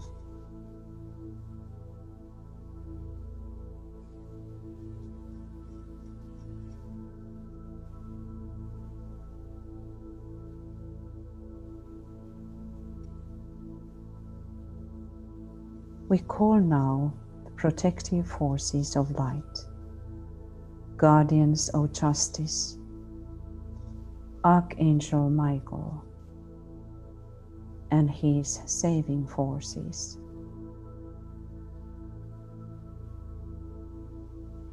To create a great defending wall.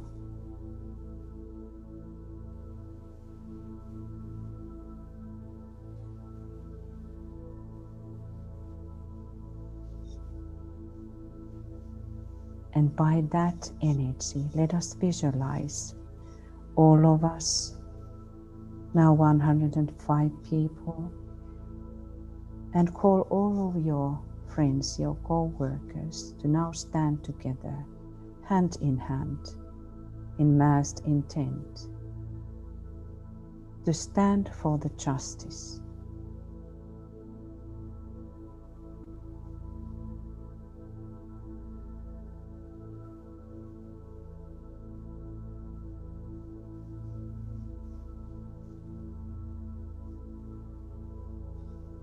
Visualize this great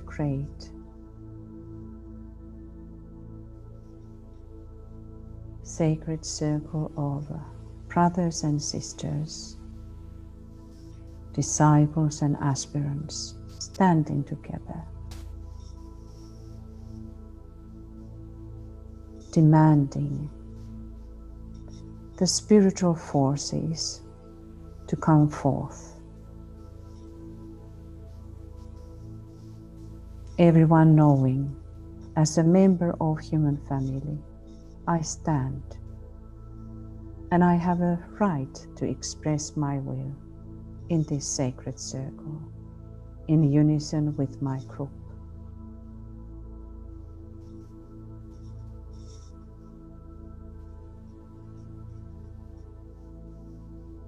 We imagine this wall of guardian energies, protective energies. Keep all illegal actions in leash under the will of God.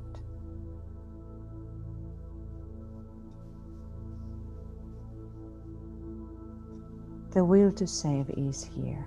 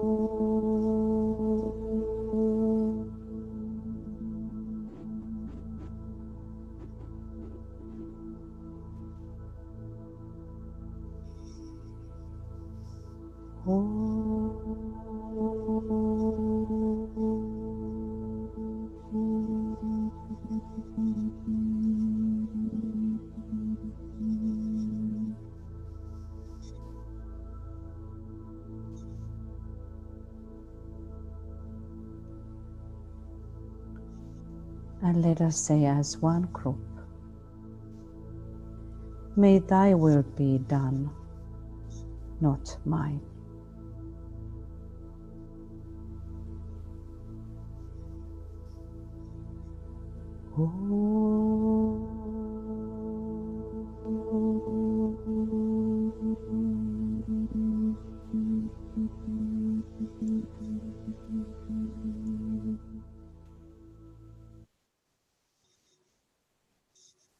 And now, dear friends, in this solemn moment, let us listen one voice from the past,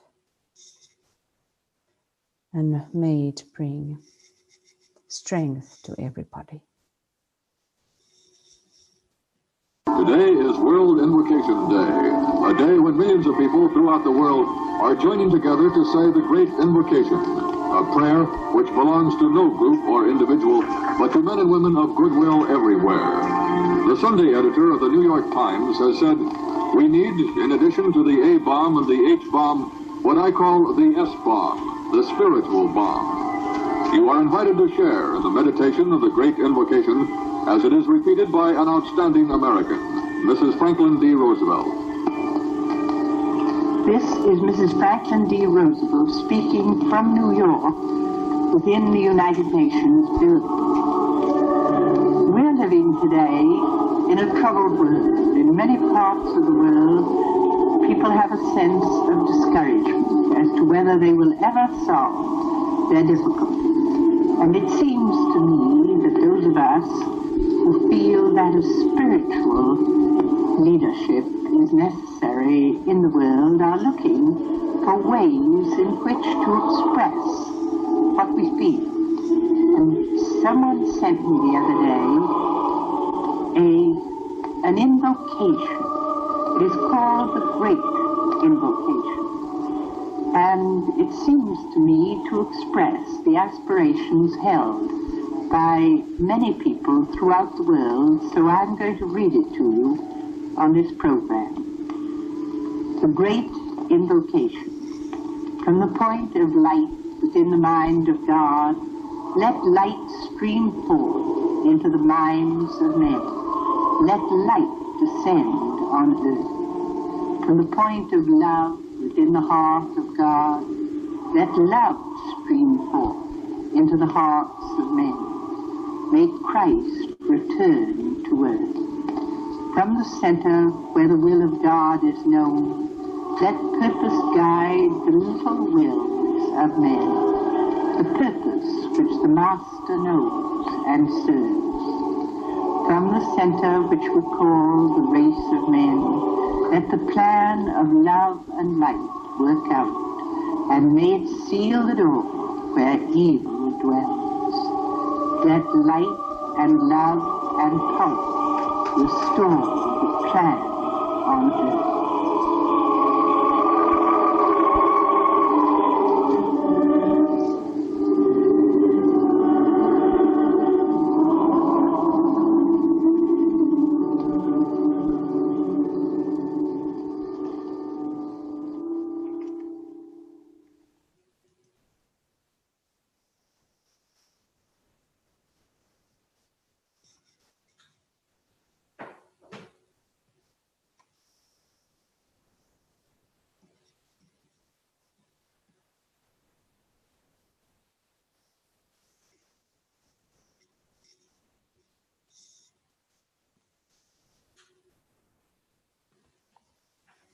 It is the will to victory that is demanded at this time.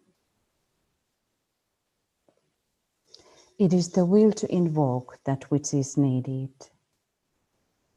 It is the will to focus, and through this focusing to aid in the great act of invocation, for which the Christ is at this time preparing himself.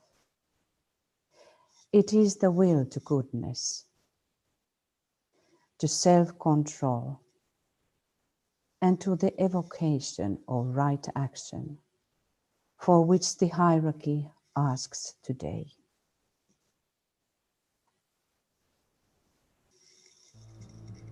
If humanity does its part, it will find that hierarchy more than ready to respond and to do its share in bringing about world release from the forces of evil.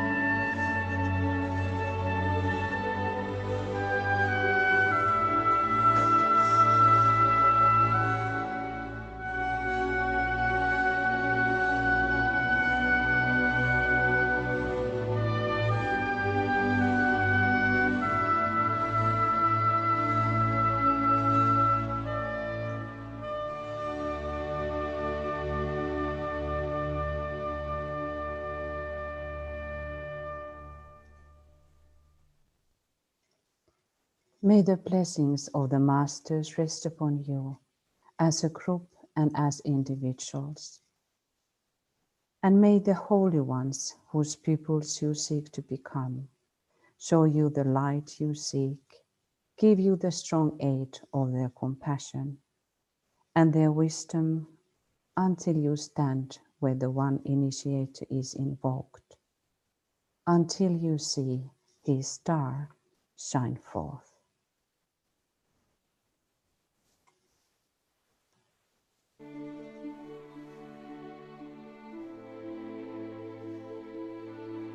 There must be steadiness, selflessness and silence, plus courage and confidence. Confidence in the strength of your own souls, confidence in the watching hierarchy, and confidence in the plan. The end of tribulation is not yet, but it is in sight.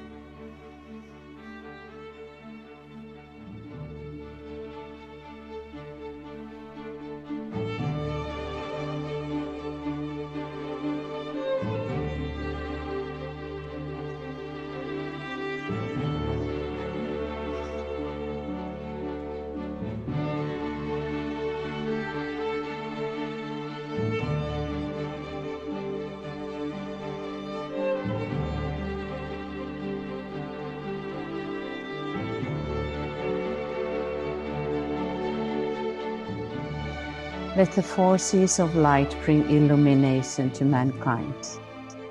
Let the spirit of peace be spread abroad. May men of goodwill everywhere meet in a spirit of cooperation. May forgiveness on the part of all men be the keynote at this time. Let power attend the efforts of the great ones. So let it be, and let us do our part.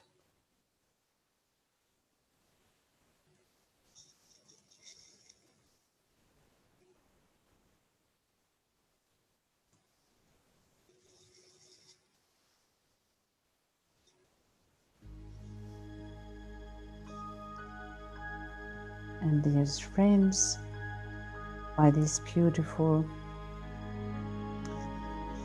song, we will close our meditation, and you can open now your videos.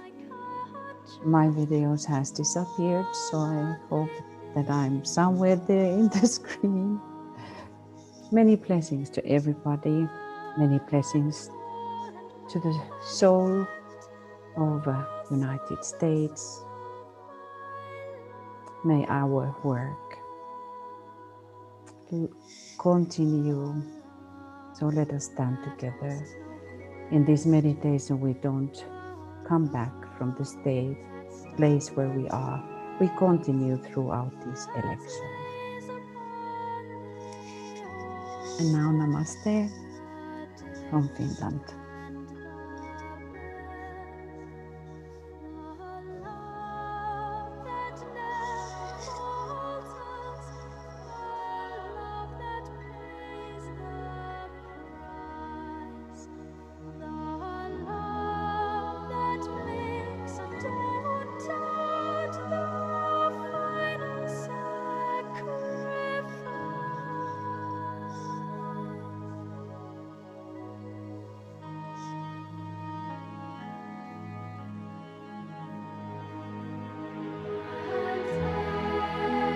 I come to look from Michael's screen.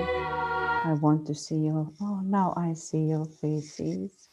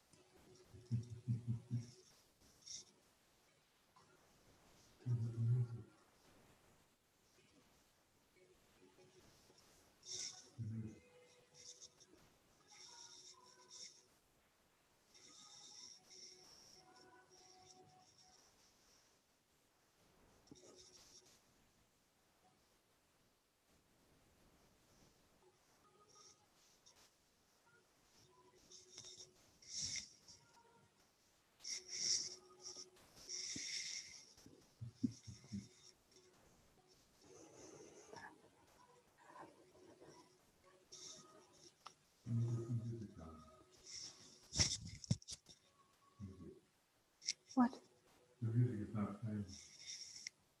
No?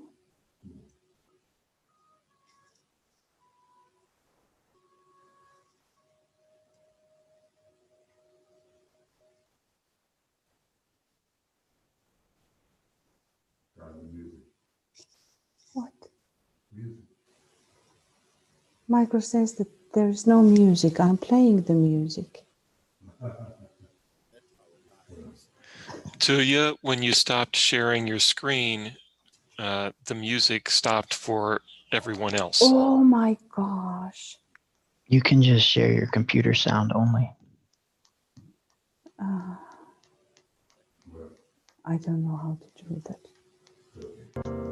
But if you share your screen, we won't see everybody. Thumbnails. I don't understand. Okay, anyway. Let our lives be It's good now. Right, but we are not able to see everyone on the screen. So what happened? Well, I stopped the screen.